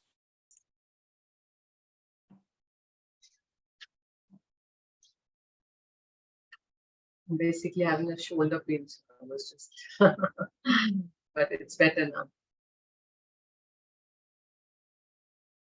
So as we have a time, may I know a little more about your participants, please? Yes, of course. See, the FDP participants are basically research scholars and young academicians, faculty members from all across the country. We have participants from University of Kashmir. We have from Chandigarh. We have from University in Uttar Pradesh, Bihar, Karnataka, Maharashtra, Gujarat. So we have participants from all across the country. And they are, as I've mentioned, research scholars as well as young faculty members. And we have participants from, from the universities, central universities, also from the center. So north, east, south, west, as well as south. So we have participants from all across the country who are participating in this online. We have from Dehradun, from hill up from the north also, Himachal and Uttarakhand we have. So because of rain, they were facing some technical difficulties. So that is why. So we have. And what is your area of specialization? Pardon? What is your area of specialization? I am from sociology department. Okay. I've done my PhD and postdoc in sociology. Okay, and Smita? Smita is from? Dr. Smita? Yes, ma'am. Yeah, Dr. Smita, you are from which discipline? Geography, ma'am. That's nice. So here, if you see AISS in Amity Institute of Social Sciences, we have different disciplines out here. So we have political science, we have history, we have Professor Pushpraj Singh, our FDP coordinator. He is from history. And then we have Dr. Reva from sociology. Dr. Suyasha is not there, and Dr. Asta, they will join in. They are from philosophy, and we have geography. So we have different programs running here in AISS. That's really nice. So because today what I'm going to discuss is going to be really interesting for you all, because I'm going to speak something about which is very relevant and very recent, and you can avail the benefit of the same. Yeah, I'm sure we will. I can see Pushparaj ji on screen. Yeah, he's here. Yes, he's here. Dr. Asta and Dr. Shwesha is also here. They must be busy because simultaneously we have a lot of academic work also going on, so they must be engaged. But they will be joining in if they haven't joined. No issue. Yeah. So we are all organizing this activity. Yeah. Let me. The participants will join in gradually. Yeah, I think we can start now, ma'am. Okay. Welcome, Dr. Richa. I think that's thank you very much for accepting the FDP acceptance for taking the sessions. And I'll just have a brief bio to the participants about you. Dr. Richa Sharma completed her graduation education from Maharaja Sayaji Rao University, Baroda. She is a historian by degree and social scientist in the true spirit. And she is working and interlinking various dimensions of the historical study with the present discipline and identifying the current social issues and its challenges. Aligning to understanding the Virasat-e-Garb, she looks upon the history as a repository of solutions to numerous challenges of the present times. She has also the 16 years of experience in the teaching and the research, and presently she is working as a deputy director in the ICSSR, Ministry of Education, New Delhi, as a deputy director, where she looks upon 24 research institutes and 6 regional centers of ICSSR. More importantly, she also provides her services to ICSSR to work and a major thrust on the areas of research of national importance. While working as assistant professors in history, the Gujarat National Law University, Gandhinagar in Gujarat, from June 2006 till her joining in ICSSR, she had many achievements in place, where she served as a Dean of Students' Welfare. She was also twice awarded as the best faculty in JNLU in 2016 and 17. In 17-18, she established the first legal history museum at India at university. She was specially appointed as an associate professor in Osaka University, Japan from 2015 to 2021. And she was also a visiting fellow at the University of South Africa, University of Northwest, South Africa, then the visiting faculty also in Helsinki, Finland. Then she was also Indian representative in the 3rd Human Rights Conference in Nanjing in China in the year 2017. For more than a decade, she was also associated with the Sarv Siksha Abhiyan, where she did several projects in the primary education. She has written several articles, add to her prominent books and works, which is on the cities of India, the legal history and legacy of the law, the recent trends in the legal history, etc. Now over to you, Richa ma'am. Welcome again. Thank you very much, Dr. Shruti, for giving the brief introduction. So this introduction might have helped some of the people to understand the entire biodata is comprising little of the teaching and more of the research. Why and how a person can get a lot of possibilities and scope to get a resource management with respect to getting many grants nationally, internationally, because this is the one of the major constraint but each and every one of us many a times faces. The first stage when we start doing the research is in ideas. We all live in a cognitive world, and we always, when we teach in the classroom, definitely with the respect to the questions when what we are answering to our students, automatically it gives a lot of ideas to us that what all areas which are need to be addressed, which are need to be researched, and which are need to be answered. So everything begins with the teaching, but definitely it should not end at the teaching level. The second stage of which can improve your teaching at the next level is your good research and research culture, what you can evolve at your university level.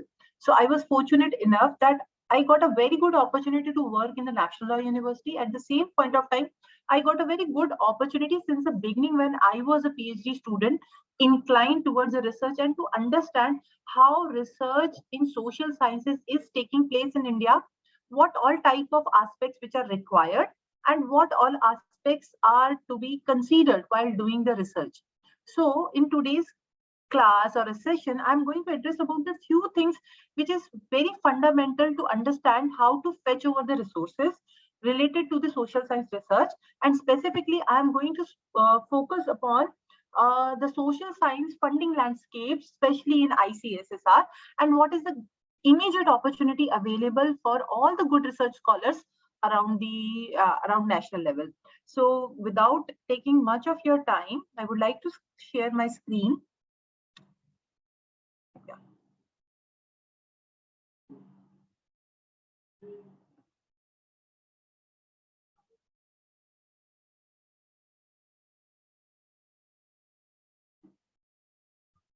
So once again, thanks to Amity for having me here to discuss about the ICSSR and resource management in social science research.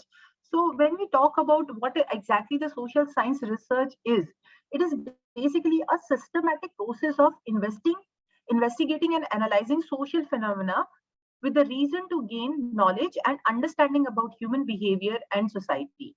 So one thing what we need to understand is social science is a systematic process of investigation and analysis. It's a very scientific approach to dealing with the social issues. There is a method in place, there is a process well adopted and established by the scholars who are existing before us, and they have evolved gradually in due course of time to gain knowledge as well as understand the various human behavior in society. It is also said to be an important tool for understanding the social world around us and is used to answer questions about social relationships, attitudes, behavior, and social structures in the present time, how they are evolved, and what could be the probable outcomes in the future. When we do the research, there are the basic curiosities, and there can be said as a 6 honest servants, which is there in our mind, which is to be jotted down while preparing and understanding of the research.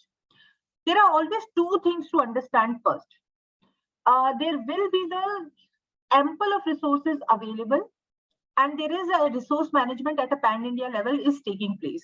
But until and unless we are not a good researcher, we will not be in a position to fetch any type of grant which is available at a national or international level.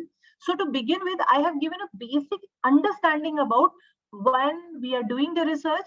2 to 3 things are very important to understand first. First is about that when you are preparing your research, ensure that your research design and the proposal what you're preparing must inculcate the 6 honest servants as a part of your research objectives and the research questions formulated therein.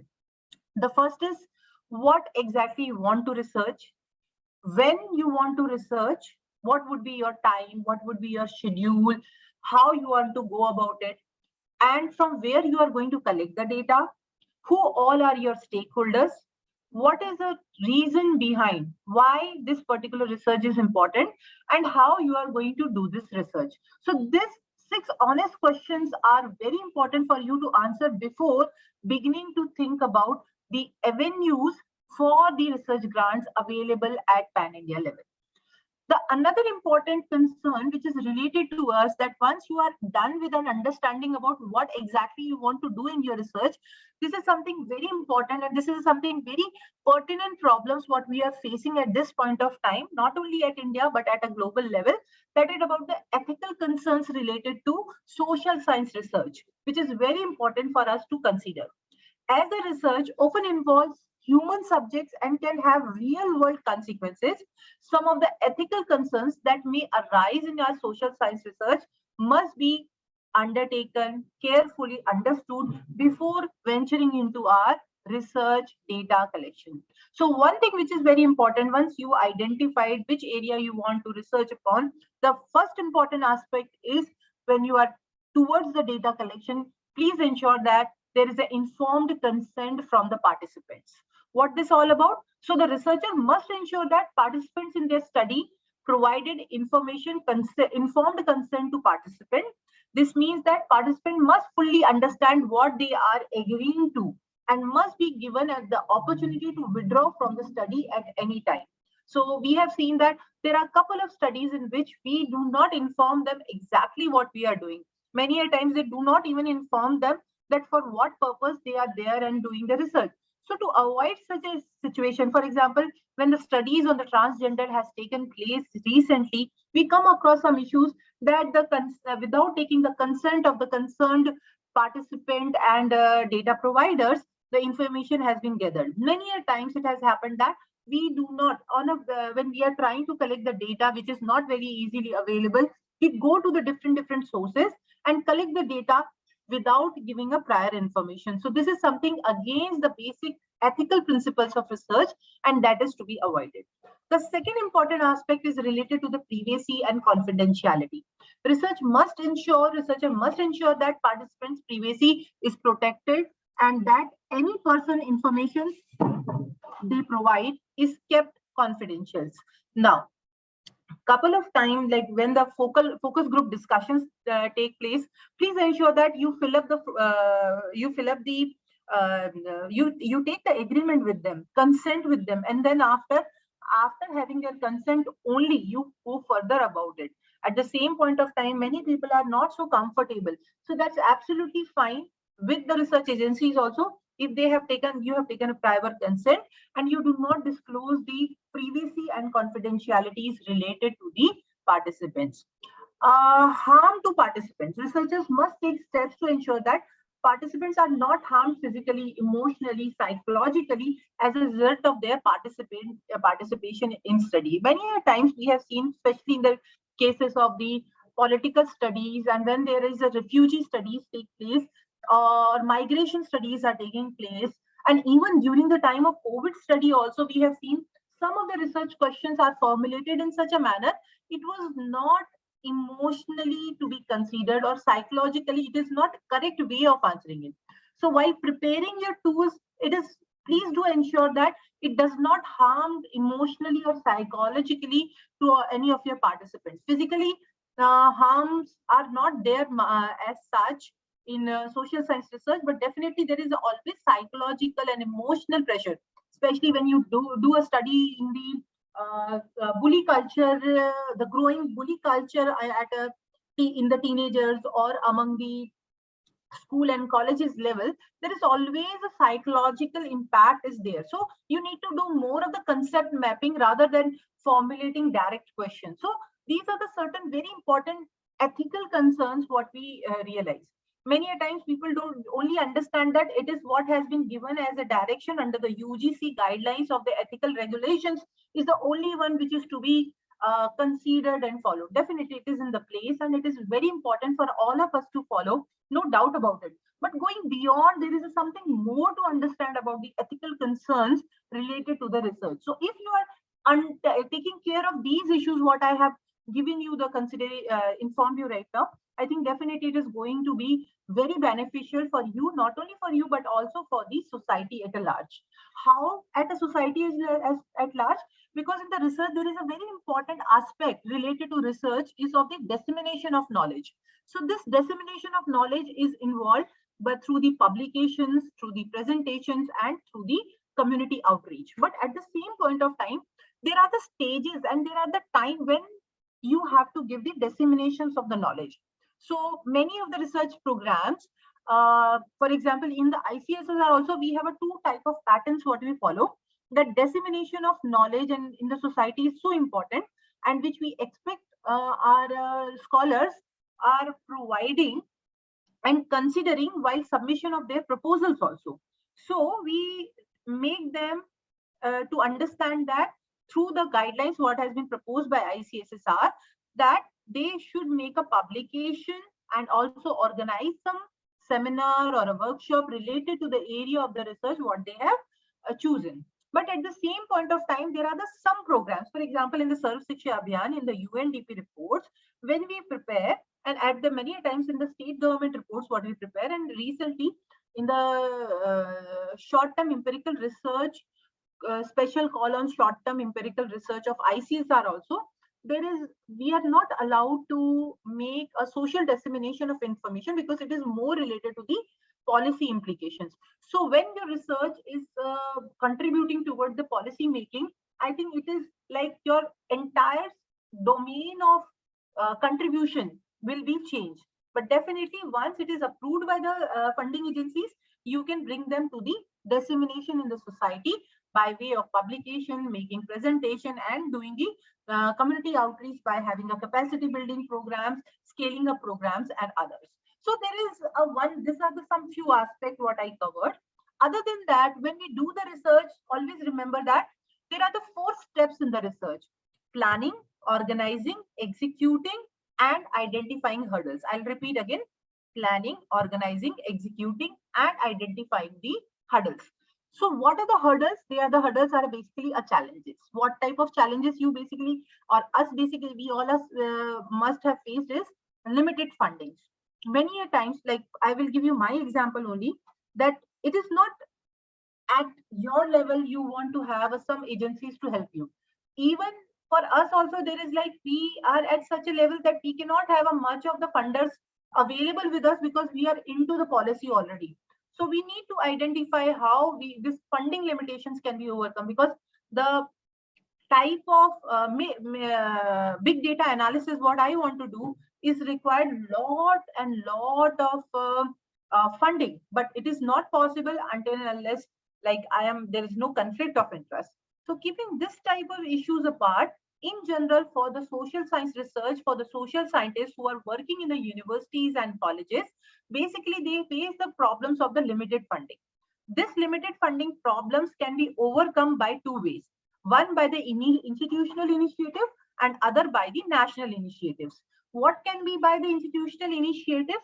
I always, whenever I get an opportunity, I always advise to the universities to extend the seed money and grant to their social scientists, to their assistant professors, associate professors, and professors, so that they can be ready with the pilot study. So this institutional encouragement is very important for the budding budding educators and academicians to begin and stay connected with the research. Otherwise, what happens that after due course of time, if we are not having a very good research culture in our university, definitely everyone, or you do not find more than 50% of the strength of the university or of a college is involved in the research. And definitely it is going to impact over the entire teaching structure and teaching, or you can say the impact, it basically impacts on the teaching also, because those faculties who are doing the good research, definitely their classes will be blossom with the knowledge of contemporary issues and the relevant issues and immediate issues of the concerned and the solutions available to it. So they are into the process of making social science research as a part and parcel of their teachings, which will enhance the quality of the teaching as well. So for this all, it is important that faculties to be encouraged to do the research. So when it comes to the resource management, the very first stage for the resource management is the institution itself. And this can only be happen when the individuals are seen sincere enough, the individual faculties are seen sincere enough, inclined enough towards the education, they will be definitely supported by the policy of the institution at their level. Second stage come at a national level. So what all we have, I am going to discuss in detail with you today. Then after the limited access to the research material, yeah, definitely this is one of the major problem, but definitely we have lot of data banks, national, international and others. And this is something, again, it's a very huge topic. If some point of time I'll get opportunity, I'll introduce with the entire world of the research material, and you will find that how potentially great strengthened you will feel when you will come to know about the secondary and the primary data which are available in the open resources also, and also from the paid resources, and how to collect the material and make the analysis based on the relevant data related to your study. So this limited access and understanding, knowledge about the research material is also one of the major problem what faculties used to face. Another problem what people face is a language barrier, especially when it comes to studies on anthropology, on the sociology, on history, political science. In fact, you will come across that language is a barrier. How to overcome this barrier?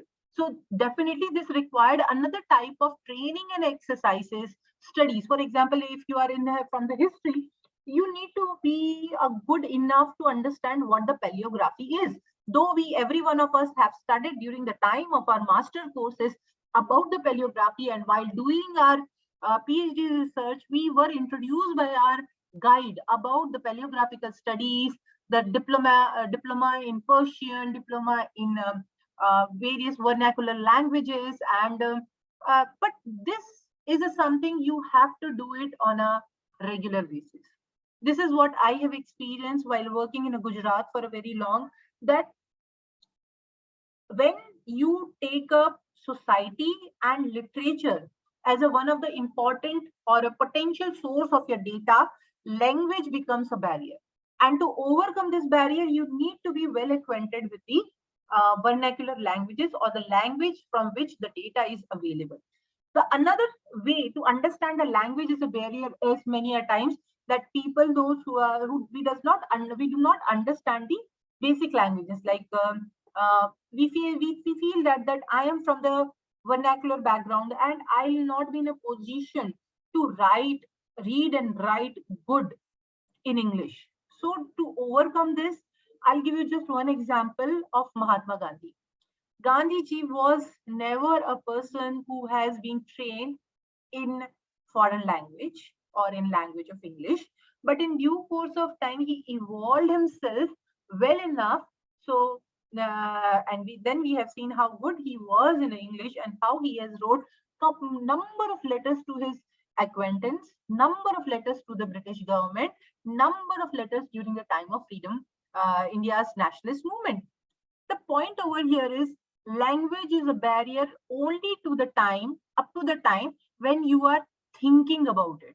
The moment you start thinking differently that how to handle the language, your barrier will be, you will overcome that particular barrier. How to handle the language? Very simple technique. Read more. Start writing in your own language. Write in a simple language, layman's language. Always remember that there is no requirement of a jargons. There is no requirement of using various maxims. This will definitely beautify your writings, but definitely when it comes to the research is for the development. It is for the social upliftment. So in the social science researches, language is not a barrier. If you are grammatically correct, that is more than enough when you are talking about the writing. The another issue and a problem is being biased and prejudiced in your writing, and how to avoid this particular issue. You become biased and prejudiced because it's very obvious, because we are the social scientists and we are part of the society, and we always have presumed as a part of the hypothesis something as a null and as an alternate. Something will be which is what we fundamentally believe that this is a problem and this is. So we prepare the answers in our mind the moment we prepare the questions in research as well. Due to that reason, what happens? There is a chances that you may evolve yourself as a bias. And if your biasness and prejudice is reflected in your proposal, there are the likely chances that your proposal will not be selected. So to avoid such a situation, it is very important for us that we try to avoid our personal opinions, personal understanding about the subject from the proposed research study. And this is also not to be reflected in your research writings. So many a times we see that the researchers have done a lot good study, but at the same point of time, the findings are represented here and there. Please avoid that. There's always a portion in the report writing which is called a discussion portion, and there you can provide your own experiences and observations, being little prejudiced and based on your objective analysis what you have made. But being prejudiced and biased, it is not permissible as a part of the writing. Then comes the isolation. Now isolations can be understood in a many ways. So is anybody here who can inform me something about the challenge as an isolation? How you can understand what do you mean by this isolation? Any one of you?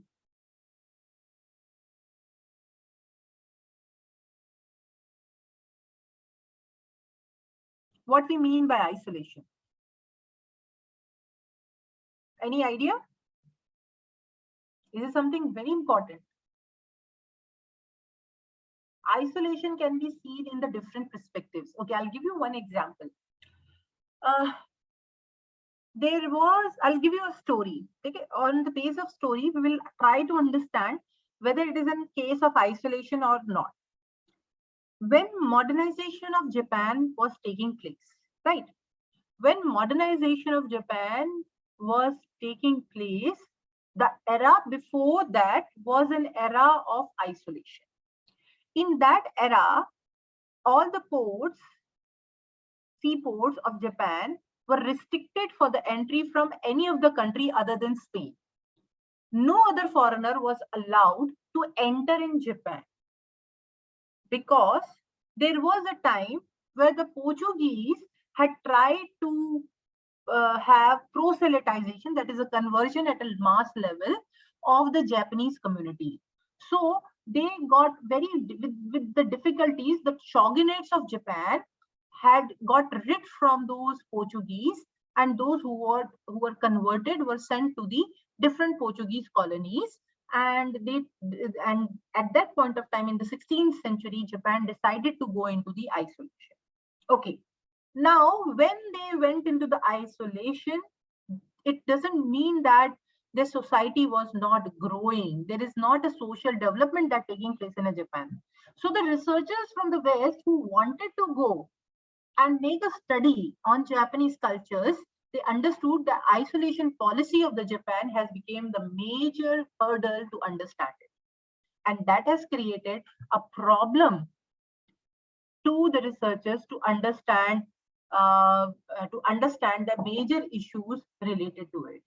The second understanding about the isolation. So isolation is about when any country or any specific topic or any phenomena goes into isolation, and it is not very relevant in the present time period, but all of a sudden we try to make a study into it, but it is already kept in an isolation mode, right? And that creates a problem. So something, and there are many things. For example, I can give you an example of the Niyog. Niyog as a practice in a history is very in isolation. Many of you will not be knowing about what a Niyoga or this particular practice is all about. Those who are doing the research must be having an idea, but we know that there are many of the phenomena in the social sciences which are not studied or explored at a vast scale. And one of the more important topic I can say you is directive principles of state policy. I will say this is also in isolation. Many times we see that directive principle of state policy, which is a part of the constitution and which is, we have read it, but how many people are actually doing the research on the directive principles of the state policy, which is very directive in nature and not mandatory even after the 75 years?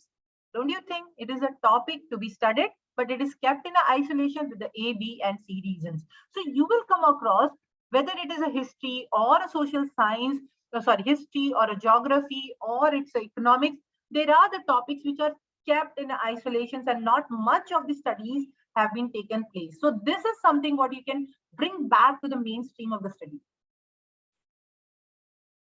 I have come across a question: how can we overcome the challenges of language barrier and limited access to the research material? This topic I'm not going to cover. I'm extremely sorry that this is not an area on which I'm speaking today. Otherwise, I would have answered you, because this is it seems very small question, but it is having a very lengthy answer. So this is going beyond the topic what I have chosen for today. So I may not be in position to answer. Yeah. So, sorry to interrupt, Dr. Richa. We'll be taking all the question answer maybe at the end after you finish. So first, I think this would be better, because Yeah, earlier it was written as put your questions in the chat box. no, That's why that I was thought for that I have to answer. participants. Fine. Yes, yes. And yes. thank you so Okay, much.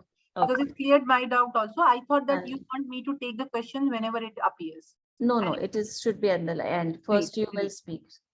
Great. Thank you so much. So now the another type of challenges what the researchers faces.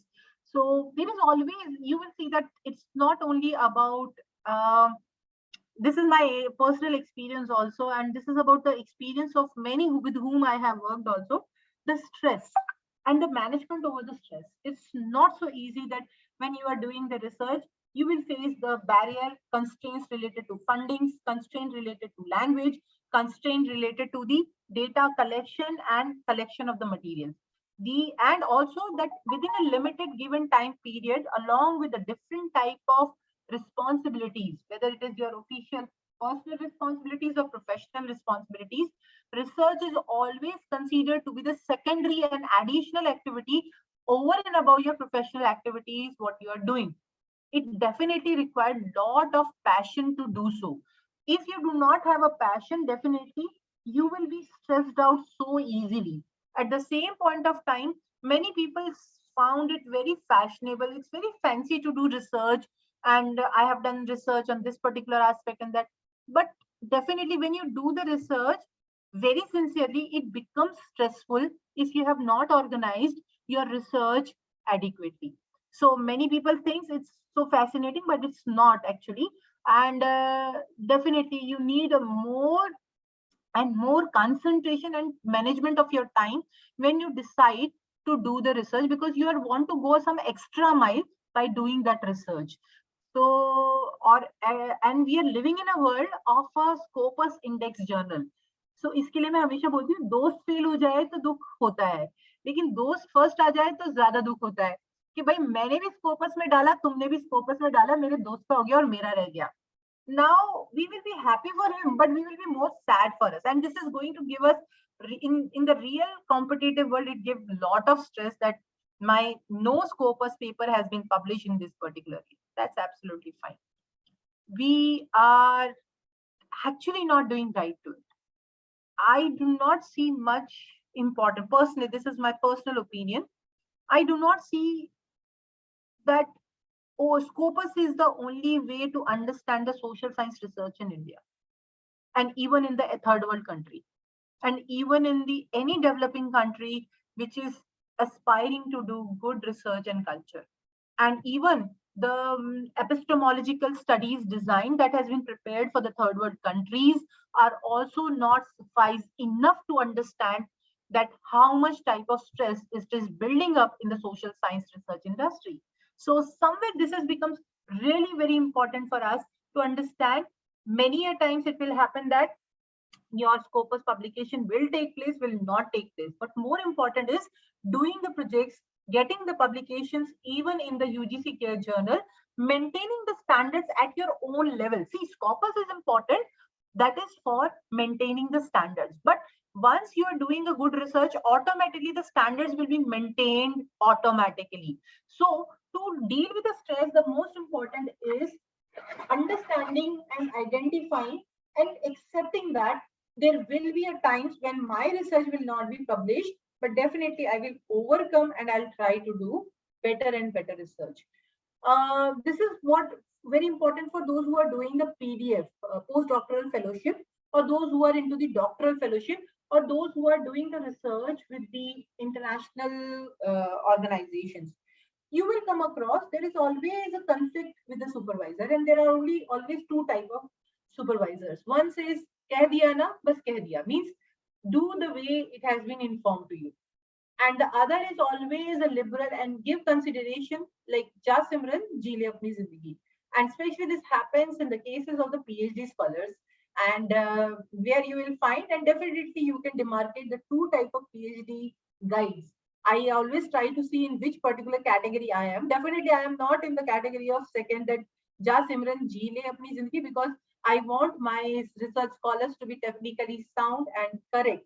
So I never give them that scope, but definitely I'm not the one who gives keh diya na bas keh diya, but definitely at times we have to be little strict when it comes to guide, and many of us are also a guide over here.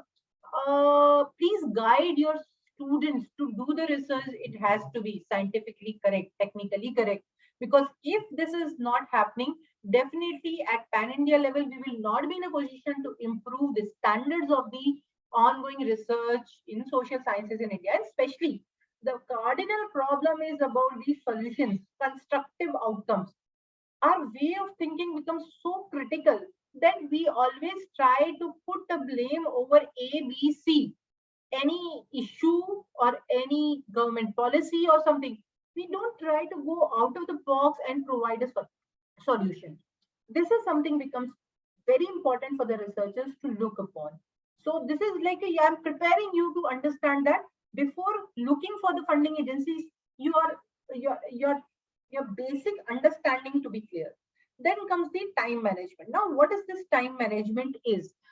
Scheduling your time for the research from the pilot study to the final study and report writing. Everything should be prepared in a time-bound manner. Always prepare your time management, keeping 25 days a month in a mind, because there will be a 5 to 6 days where you will not be in a position to do constructive research work. But every day, dedicatedly 1 hour, and on the Saturday and Sunday, minimum 2 hours. I think this will be enough for you to begin and gear up with your research culture. Lack of institutional support, I have already discussed, so I'm not going to discuss much with it.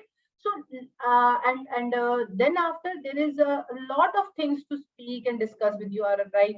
The areas of studies for the world's top institutions in social science research. So we have made in the ICSR some studies on the different universities around the world and the topics on which they are focusing about, like cultural studies, globalization, behavior studies, which is very popular. So this gives you an idea that what are the areas in which the research is taking place, and if you prepared your proposals, there is a likely possibilities that your proposals will be selected. So the cultural studies, globalization, ethics, philosophy, human management, international politics, then nationalities, domestic and international politics, socio-cultural, climate changes, and also emotional management, labor studies, civil rights movement, and transgenders, clinical psychology, behavioral studies, qualitative research, emotional distress are the major areas on which the studies are taking place in the world university. So publication in the top 10 countries from 2011 to 20. India, you can see it was ranked as somewhere in the 10th position, but now we have reached to the 7th position as per the data available with the ICSR. Another thing is publications of top 10 institutions in social science research in the world. We see the maximum publications are from the Oxford, and there is no Indian university is available and having the place over here. At the same point of time in India also, we see many of the institutions which are doing the research in the different areas, and who also with whom you can collaborate and look for the fundings to the other funding agencies of India. So you may collaborate with JNU, with the Indian Institute of Technology, Bombay, Kharagpur, Delhi, Roorkee, and others who are prominently researching into the various fields what are mentioned over here. And this gives you more resourceability possibilities to get selected. So year-wise social science research publication in India and its rank share in the world. So we come across that India was ranking somewhere 11 for a very long, from 2011 onwards. But recently we have seen that the ranking of India has reached to 6th, and we are still in the 5 or 6 at this point of time in 2023. So other than that, when it comes to ICSR, yes, this is one of the most important funding body and one of the most important funding agencies, autonomous organization under the aegis of Ministry of Education, established in 1969, and that provides lot of opportunities to do the research. So in what areas, what are the scope and the availabilities, we will go by looking into the ICSR website itself. So one very important thing I will tell you is, if you really want to do the research in social sciences, you must know that what all agencies are there. Let me tell you, there are many of the independent autonomous organizations like ICSSR associated with the different ministries, which provide grant support to the scholars and the affiliating institutes. Okay, so 52 ministries are there, and that is a 52 scopes what you can see, where you can talk about, where you can look about. So again, I am like downing my topic of that is ICSSR and resource management, and the resource scope that is available with you all. So I will not go into the much of the aspects related to it. Okay, so but I am going to focus more on the ICSSR at this point of time, that what all possibilities and scopes are available with you when it comes to ICSSR. So here we see that the resources are available for the type of aspects other than your teaching you want to do, and ICSSR is there for the support. Just to inform you, you can see that very honorable Union Minister of Road and Transport and Highway, Shri Nitin Gadkari, is going to speak on Azadi Ka Amrit Mahotsav tomorrow for ICSSR. So we are very fortunate and glad that he has given the consent to be the part to support ICSSR, and also give us the entire understanding about the development, our achievements in the developing the national road network since independence, and what are our plans and possibilities for the Amrit Kaal. Okay. Other than that, there is one very interesting thing, what you can see, the scrolling bar, which is taking place on ICSSR website. That is about the e-resources regarding the material. When you talk about, lot of issues related to your material can be resolved by being here. Other than that, recently we have come out Indo-Japanese relation program. The last date for applying is September. So this is also a scope which is open for you. But at the same point of time, something very important which has been initiated by ICSSR is about a new special call on thrust area of research. So here we see that,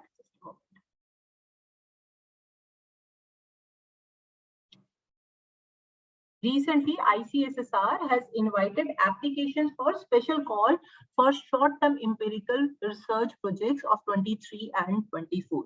So among the various grants, for example, fellowship grants, and we have 4 types of fellowship grants: doctoral, postdoctoral, doctoral, senior fellowship, and national fellowship. Other than that, we also have a seminar and conference grant for national and international level. And third, we have the travel grant, what we extend when you want to participate and go somewhere.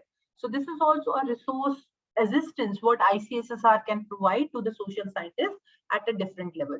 But when it comes to resource assistance in a research, our major research program is research program division, which look after, which provides 3 types of research grant: major, minor, and research program. What is a major minor research program? It is up to a 12 months duration, and the limit was 5 lakh. Now we are trying to increase the limit and go up to 7. We have done it with the 7, but we want to go it up to 10 lakh of rupees, but the duration will be for the 1 year. The other is up to 10 lakh and up to 15 lakh major research projects. And again, for that, we used to have the annual call. This major project duration can be of 2 years. And then the third is a research program, which is only faculties can apply for it, professors can apply for it, because this is, and the research grant goes up to 50 lakh of rupees. But at this point of time, I think on 13th or 12th of July, ICSSR has come up with the advertisement and notification of a new application, that is ICSR invited application for a special call for short-term empirical research projects in 2023. So you can see this particular, and why I thought that I'll prepare the slides. Then I thought, no, ultimately, even after going through the slide, you have to go to the website and then you have to research. So please go to the scrolling item, come to the ICSR application invite for the special call. And the most important part always of any of the ICSR special call is this page, and then after the guidelines, right? So in this page, there is a few things which is written. The proposed study is required to assess a reach and social economic impact of the specific schemes and policy initiatives listed in the guidelines. And so you have to see the guidelines, and only the applications received through the ICSR website will be accepted. So if you are writing and emailing your application to any of us, like any of the officer of ICSR, that will not be entertained, because there is an online application form, online application portal what we have created, and from that a dashboard has been created, and we get everything is like software generated system. So applications submitted here and there by the post or to the writing emails to any of the ICSSR concerned will not work. You have to apply online on the online applications. The candidate needs to upload the documents mentioned in the application form. Basically, there are the three aspects what you have to incorporate. First is a no objection certificate, then about your CV, and one more aspect is there. So we'll go one by one. So the last date for the applying for this research proposal is July 11, 2023. So what is this ICSR guidelines are all about? So with one click, you can open and reach to the window where the entire information is written about it. Now, why this is important, that we have to always, a researcher should have a habit of reading from beginning till the end, because everything what is written in the guidelines is important, relevant for the researchers to understand, to avoid any mistake while preparing their proposals and submitting their proposals. So this particular short-term call is all about. So this is with the purpose to advancement of social science research. ICSR is dedicated, and it's a paramount body of the government of India looking into it. And we see that this time it has invited proposal for the Indian from Indian scholars, researchers, academicians for short-term projects for 6-month durations on the selected schemes and policy initiatives of the government. Now, what exactly ICSSR is looking for and expecting from these scholars? It is about a rigorous assessment of the reach and socio-economic impact of the specific scheme policy initiative is accepted to be carried out. So this is the most important thing. You need to have a rigorous assessment to understand the reach of that policy and what is the socio-economic impact of that particular scheme or a policy or an initiative have been so far. These studies will be based on the field work focused on a specific geographical region, which may be urban, semi-urban, rural area, and the selected schemes are. So this gives also idea about what has to be your research design, right? So by doing it, what is to be the title and the type of field work is also mentioned there.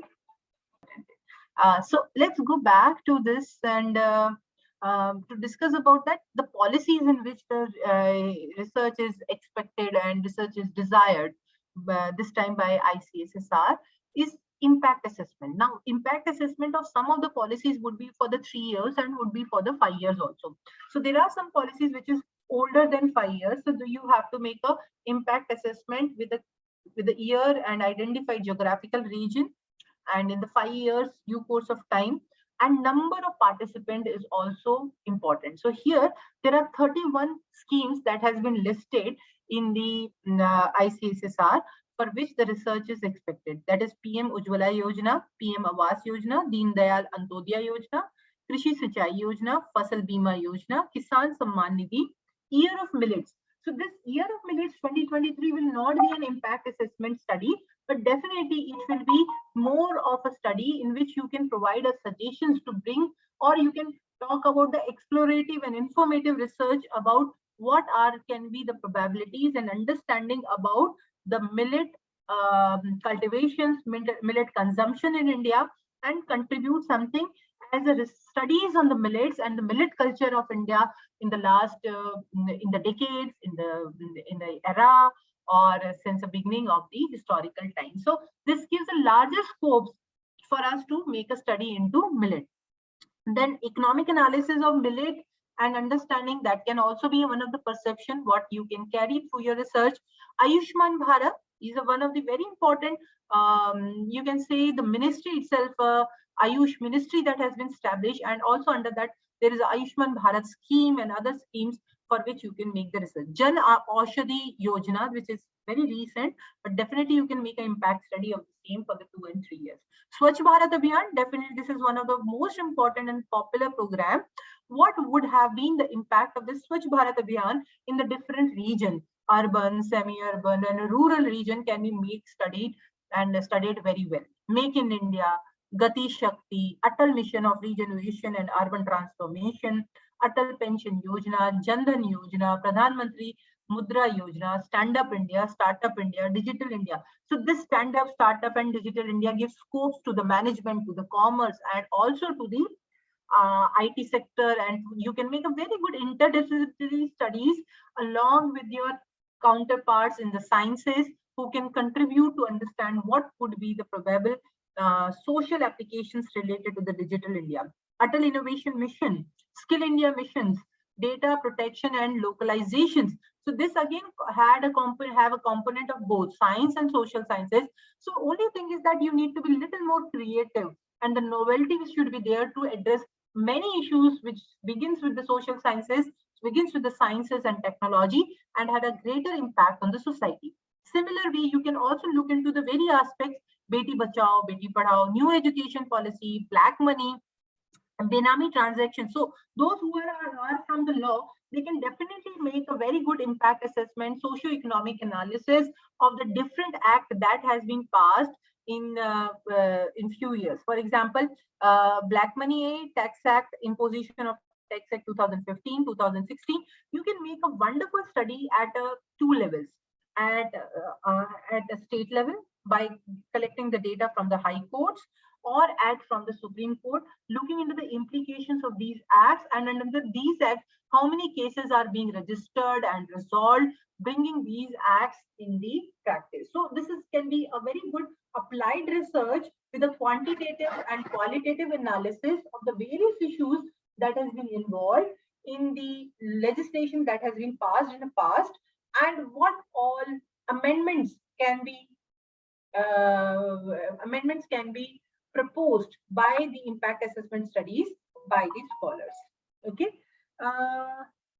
Then after it comes is taxation, relaxation and amendment in Act 2020, PM Development Initiative in the Northeast region, special industry initiatives, and for the Jammu and Kashmir. So this all are the identified scheme, but you have to be very specific. You cannot merge two schemes in a one.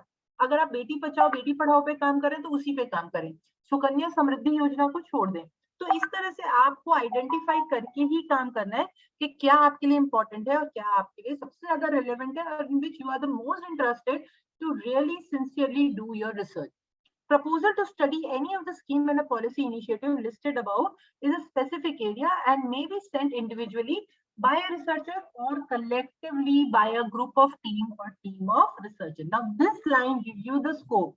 There are the two ways the projects can be submitted. One is in a group, and second is if it is submitting in a group, it's a collaborative research, or if it is submitted individually it will be the independent research. So the basic aim is to, however, we basically aim to encourage a collaborative research to ensure that a large area with a significant sample size gets covered while assessing the particular scheme or initiative. The indicative sample size of each individual study would be, if it is like an individual study, an individual scholar is submitting it, that at that time it is like minimum data or a sample what you have to cover is 4 to 500, and whereas if you are doing the collaborative research, your sample size has to be 2000 to 3000. So it is on an average is 4000 to 5000 individual person has to collect the data.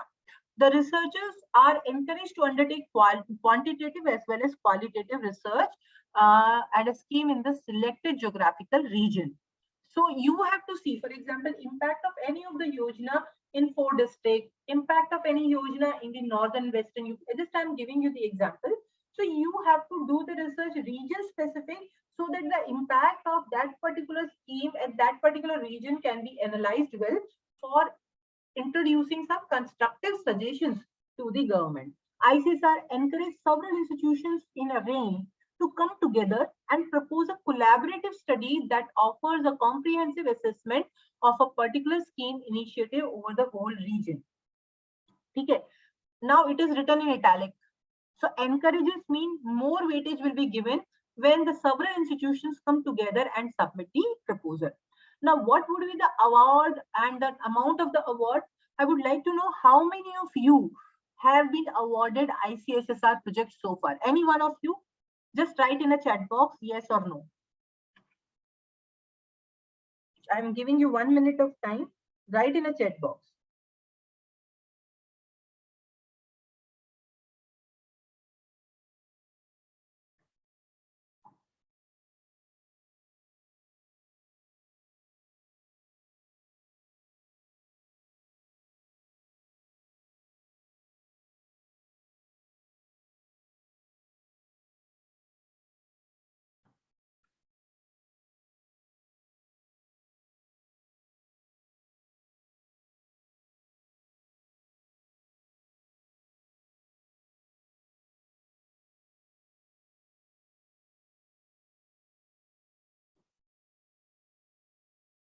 Okay, so am I audible to all? Am I audible? Yes, Dr. Richa, you're audible. Okay, fine. So I got little confused. I just want to know that if those who have not got any support from the ICSR so far might not be in a position to know how the grants are. So basically, as I informed you, for the minor it was just 5 lakh and for the major it was just 10 lakh. But this time it has been increased that minimum to 6 lakh to maximum of 30 lakh, and that's for the just for the 6 months. Not only that, when you look upon the basic structure of the installment of the grants, it's basically among the 3 to 4 installment, but this time to promote the research, we are going to give the only in 2 installment, that is 75% for the first installment, so that you do not face any difficulty. The researcher do not face any difficulty in executing its research, and you can plan very well with the 75% of the budget. And if you are you know how to do the budgeting of the research study, and the remaining 25% will be given after the completion of the project. The project directors are required to organize a workshop before a submission of the final report to deliberate upon the compilation, organization, analysis of data, and constructive suggestions proposed on the respective scheme and policy. Now, this becomes a mandate. You cannot submit your proposal without having the reporting on your workshop that you have organized. This is very important so that the constructive suggestions, what you have deliberated. For example, you had a team of 6 people. 2 are from the Amity, 2 are from the some university Jindal who are in the Sonipat, and 2 are from the Punjab University, just for an example, from the Amritsar, Chandigarh.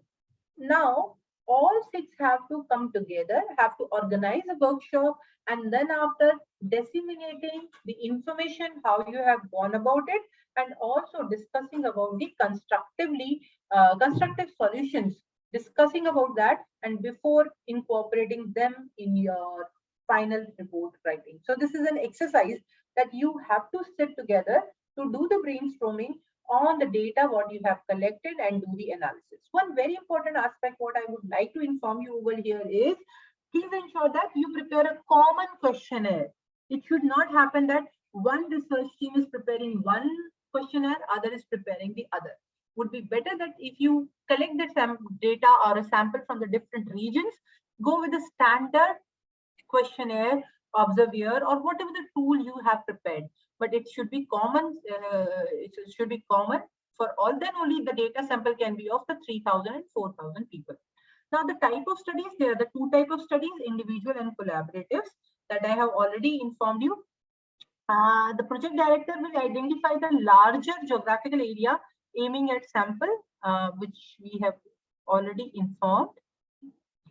The eligibility, yes, this is very important. There is always a two type of eligibilities. One is the eligibility of the researcher and other is the eligibility of the affiliating institute. So the research scholar affiliating to ICSSR, I'm talking about research scholars, means individual persons. Affiliating to the ICSSR Research Institute, Institute of National Importance as defined in the Ministry of Education, UGC recognized Indian universities, deemed universities under 12B are eligible to apply for this particular call. However, the scholars from the other registered organizations with the established research and academic standing may collaborate with the above mentioned institutions for implementations of the study. For example, if you are not working, you are working in a private university which doesn't have the 12B certificate, that doesn't bar you from doing it. Only your affiliating institute will be changed from your university or a college to the any of the research institute funded by ICSSR or the regional center, or any of the universities which has a 12B certificate with whom you want to affiliate and they are ready to bring it. अब क्यों ये important है, क्योंकि आपके लिए जो affiliating institute है ना, वहीं पे grant जाएगी, because we do not, ICSR do not transfer the grant to the independent scholar. It is always extend the grants to the affiliating institute. So it is important for you to have and get affiliated to the eligible institute only. We have six regions, regional centers of ICSSR. We have in Chandigarh, NWRC. We are having one ERC in Calcutta, Eastern Regional Center, Northeast Regional Center in Northeastern Regional Center in Shillong. We have NRC in JNU, Northern Regional Center. We also have WRC in Mumbai and SRC in Hyderabad. So you can get affiliated with any of the institute, and you need any help from my end, definitely we will help you out in that also. Or other than that, we have different research institute all over India. You just go to ICSR website, you will get information and you can get affiliated with them also. Just we will definitely, any of the research institute, I'm very sure that if you are eligible, they will not deny, and definitely they will support you as well. So the project director should be a regular faculty and must possess a PhD degree with a proven track record of high quality research and publications, because there are the mass component for a high quality research and publication as well. Other than that, the civil servants, officers from the defense services and other professionals which with the social science perspective have not less than 20 years of regular services and demonstrated credible research experience through the publications of the book, research papers, reports, policy documents, etc. may also apply, preferably in a collaboration with the faculty of the social science disciplines from the institutions given above in 3.1. Now, how to apply? So you can go to our website. The document is available and you can see this particular document is there. So, and you can fill up the entire information and you can apply. One important thing is that research proposal should be either in English or Hindi only. Now you will say, why I am telling you? We have received more than 5 applications in Tamil, nearly 6 to 7 applications in Sanskrit, and also in the Marathi also. Now what happened that your research is very good, but definitely the language which is preferred and allowed is either Hindi or English. And in Hindi, when you are doing this scripting, please use Unicode only. Otherwise, it will be difficult for us to read it, and this may not become the reason for the rejection of your application. One applicant can submit only one research proposal, and he or she shall not be the part of any other team with whom you are collaborating. So these are the some of the points which to be taken care. The procedure of award is always having the 3-layer system: screening, evaluation, interaction, then award. So for first, the screening of the eligibility with respect to eligibility take place. Then the evaluation is being done by the expert committee. We have a pool of experts from all over India, and they used to come to ICSSR, and in-house evaluation take place. It's almost a 1-month rigorous process. After the evaluations, the projects which is reached to the merit, then the meritorious projects are called for the interactions, and based on the interactions, the recommendations of the expert committee, the awards are given to the scholars. The duration in the value, it's a 6-month duration, and value from the 6 lakh to 30 lakh. There is always important part as a budget breakup, which you can see below, that your research staff, you can have a research assistant or a research associate or a field investigator, but the total budget cost shall not exceed more than 40% of your budget allotted to the research staff. In the field work, it should be not more than 30%. For the workshop, for disseminating the information related to your project, it should be 15% and not exceeding 2 lakh when it comes to collaborative research.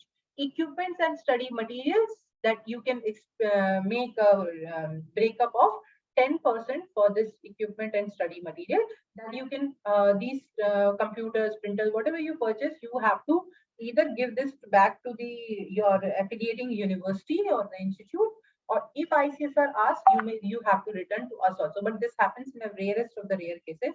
Usually we do not take those equipments, that what you have purchased, and that can be for you and for your further research by your research division of that particular university. The contingency is not exceeding the 5% of the total budget, and we also give the institutional overhead as 7.5% over and above the budget of 6 lakh. So 6 lakhs ke upar 7.5% jo banta hai, wo dekh. The wonderful aspect of this particular is to fetch a good intellects. The research associate, you can pay up to 40,000 per month.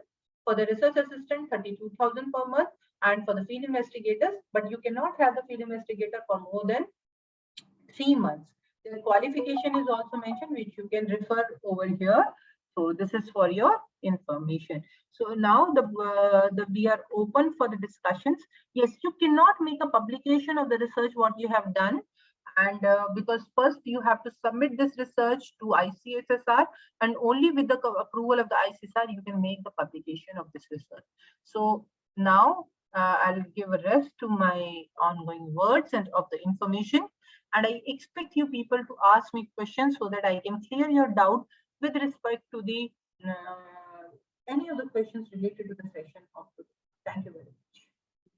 Thank you, Dr. Richa, and it was quite insightful and I think quite informative. I'll say that that's more better, because most of the information on the researchers' accounts, the researchers do have the research in them, that they do have collaborations, they do have the ethical concerns, whatever you have mentioned, but we don't know actually somewhere, obviously we need to have some financial support unless and until the real research data to get the first-hand data or the primary data, that's very difficult. And I think the primary data it seems to be the more authenticated when it comes to the explanatory of the real world data things.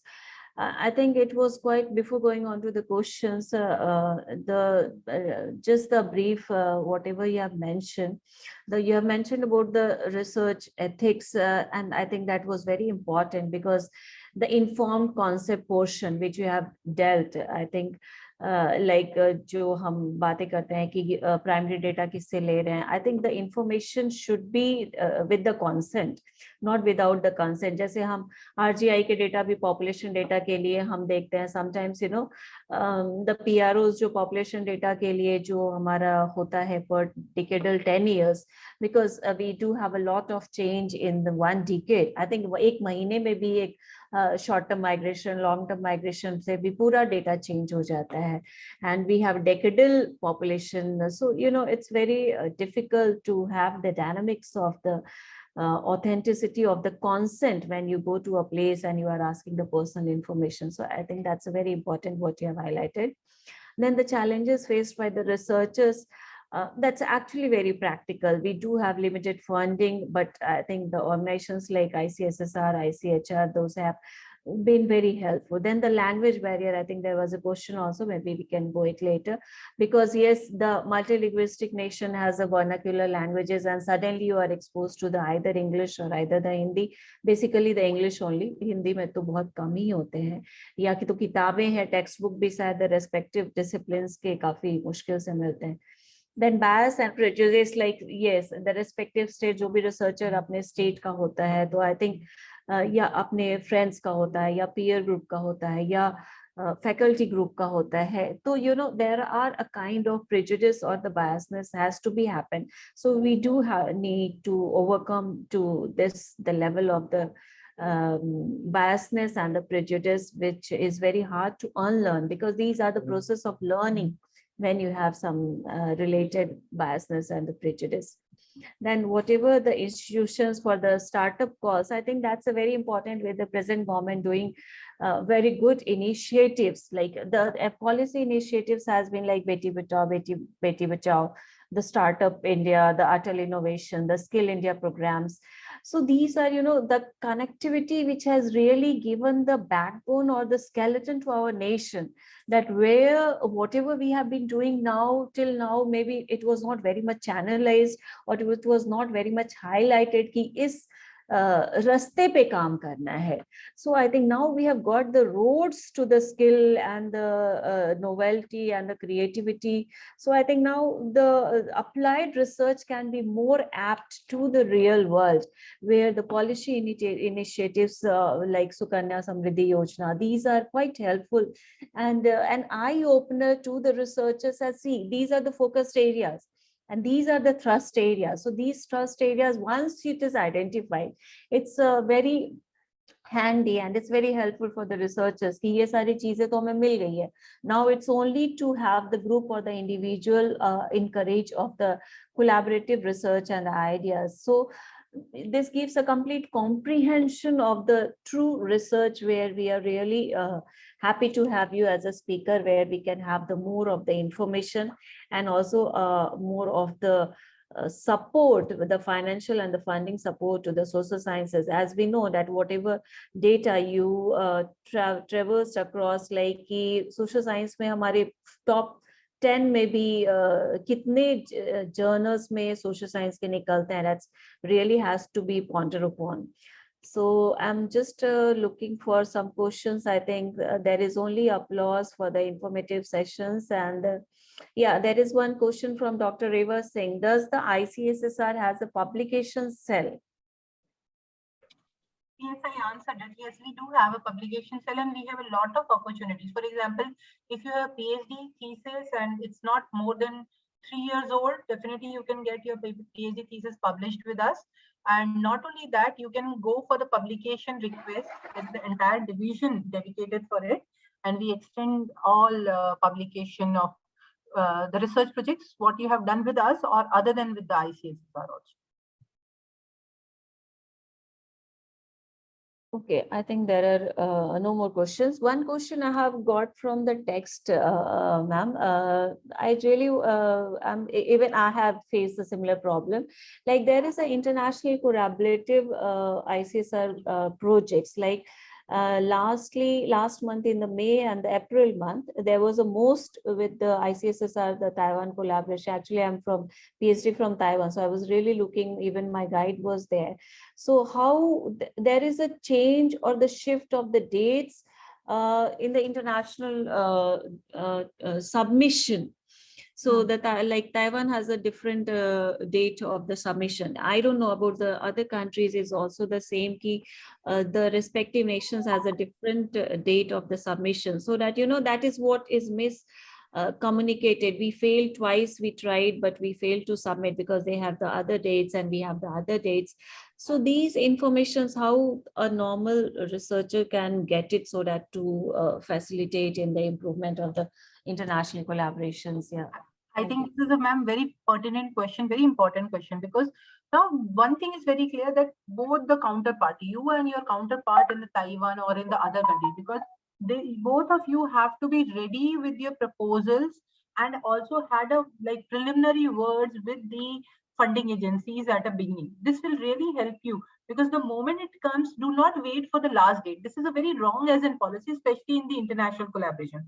I'll give you my example only because in 2016 I applied for the collaboration. I was already with the GSPS grant and also had a other Japanese Foundation grant earlier from 2014. But I thought, why not I should apply for this Indo-Japanese collaboration under ICSSR.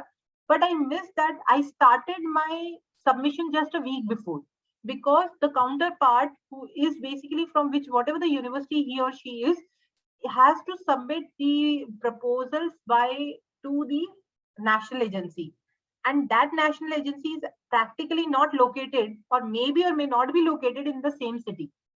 So they need a time to reach there, to reach out there and get it, see that whether their publications has taken place or not. From India, that time I was in a Gandhigar, we submitted the proposal in a time, they submitted a proposal in a time, but their proposal had not reached to the Tokyo, because GSPS office for this particular purpose is a Tokyo. So that was application was supposed to go to Tokyo. So we missed that particular, because there was not a problem with the content and the proposal what we prepared, but the basic technicalities of the submissions are equally important these days. So one is, that is an annual call. You have to be handily prepared before the coming of the call, and then after applying for it. So I think this can only the way out to deal with this issue. Yes, ma'am. There was one more adding to this, like in case of the collaborative research, how the ICSSR takes the collaborative ideas, like if there are two people from two different, like we talk about the multidisciplinarity or interdisciplinarity of the subjects, then how we can frame collaboration communication with the policy initiative of the government. Maybe I think the question is being asked how ICSSR takes the collaborative ideas from two different perspectives. Yeah. So because there are many of the treaties that has been signed between the two nations, and we want to have a more of the development of the soft powers.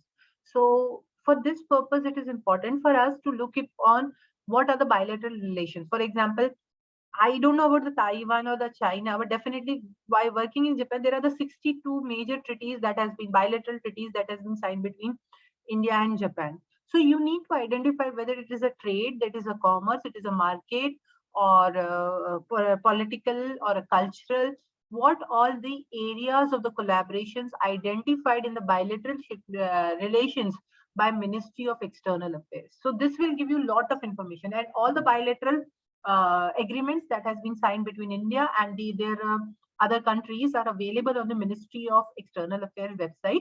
Please refer to that website. There is the policy documents available based on the policy documents and the current development that has taken place. For example, International Solar Alliance, ISA, is very important as an initiative for the development of India and for the many of the African and Asian countries for the solar alliances. But this entire program has been begun from the Paris. Surprisingly, Paris is not a country which comes under the tropical region, but you need to understand that you can have the counterpart from there also. So when you are signing with the Paris or any of the collaboration, you need to have a thorough understanding about the policy relations of among the two countries. This gives you the base. So अगर आप कुछ नया करने जाएंगे जो कि उनके mandate में नहीं है, वो एक्सेप्ट ही नहीं करेंगे. So this happens क्योंकि evaluators जो आते हैं वो बहुत बड़े expert होते हैं, and those, for example, those who are working for the Japan, they are from the very expert and from the years and the decades they have the collaboration. From Taiwan भी ऐसे लोग आएंगे हमारे यहाँ पे जो बहुत ज्यादा वहाँ पे काम कर चुके हैं with the European countries like that. Okay, I think there is one quite authentic question. उन्होंने पूछा है कि जो आपका publication का जो cell है, so where it is indexed, so like जो project जो publicized हो जाते हैं, where can we index, like Scopus है, UGC है, I mean किस तरह का indexing of the publication? Indexing of the publication तो हमारे जो हो जाते हैं वो सेज वगैरह में चले जाते हैं, बहुत international journals में चले जाते हैं, but that happens only when it is given the outstanding. If any project is not given very good or outstanding by the evaluator of the project, right? So once you submit your project, it will go for the evaluation. After the evaluation, it is like the 5-scale ranking system is there. If it is not excellent or outstanding, it will not go for the publication by ICSSR. So this is very important. So standard they maintain, and then after they will put you in collaboration with the SAGE, Routledge, or international publication agencies with whom ICSSR has tie-up, and they will help you in the publication of that particular research. Many of the researchers get opportunities to do so. Okay. Thank you, ma'am. Is there any question from any other participant, please? No. So one more information, the last date for application is 11th July. So those, and I really wish Amity to participate and submit their proposals. And we're really happy that at least in a very timely manner, and must appreciate Amity University for organizing this event in a very timely manner and in the topic, which is maximum time is not covered and which is very relevant for the researchers and where they basically get stuck. So thank you for having me, and congratulations for Amity for organizing this FDP. Thank you, Richa ma'am.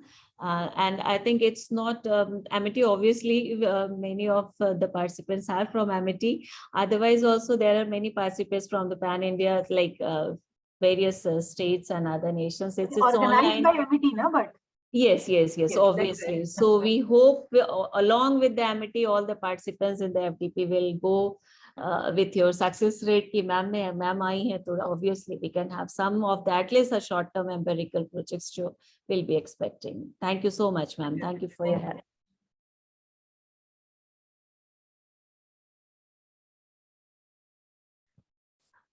Next, just wait a few seconds. I'll be posting the quiz link. So by the time we end up the session, before that, please fill up the quiz link. Just give me a second, give me 2 minutes. I'll just post the quiz link. I posted the link for the quiz for the entire session. Please fill up the quiz as well as the feedback if you have not done at all. Dono links as soon as the session ends. Before that, please submit the quiz and the feedbacks links.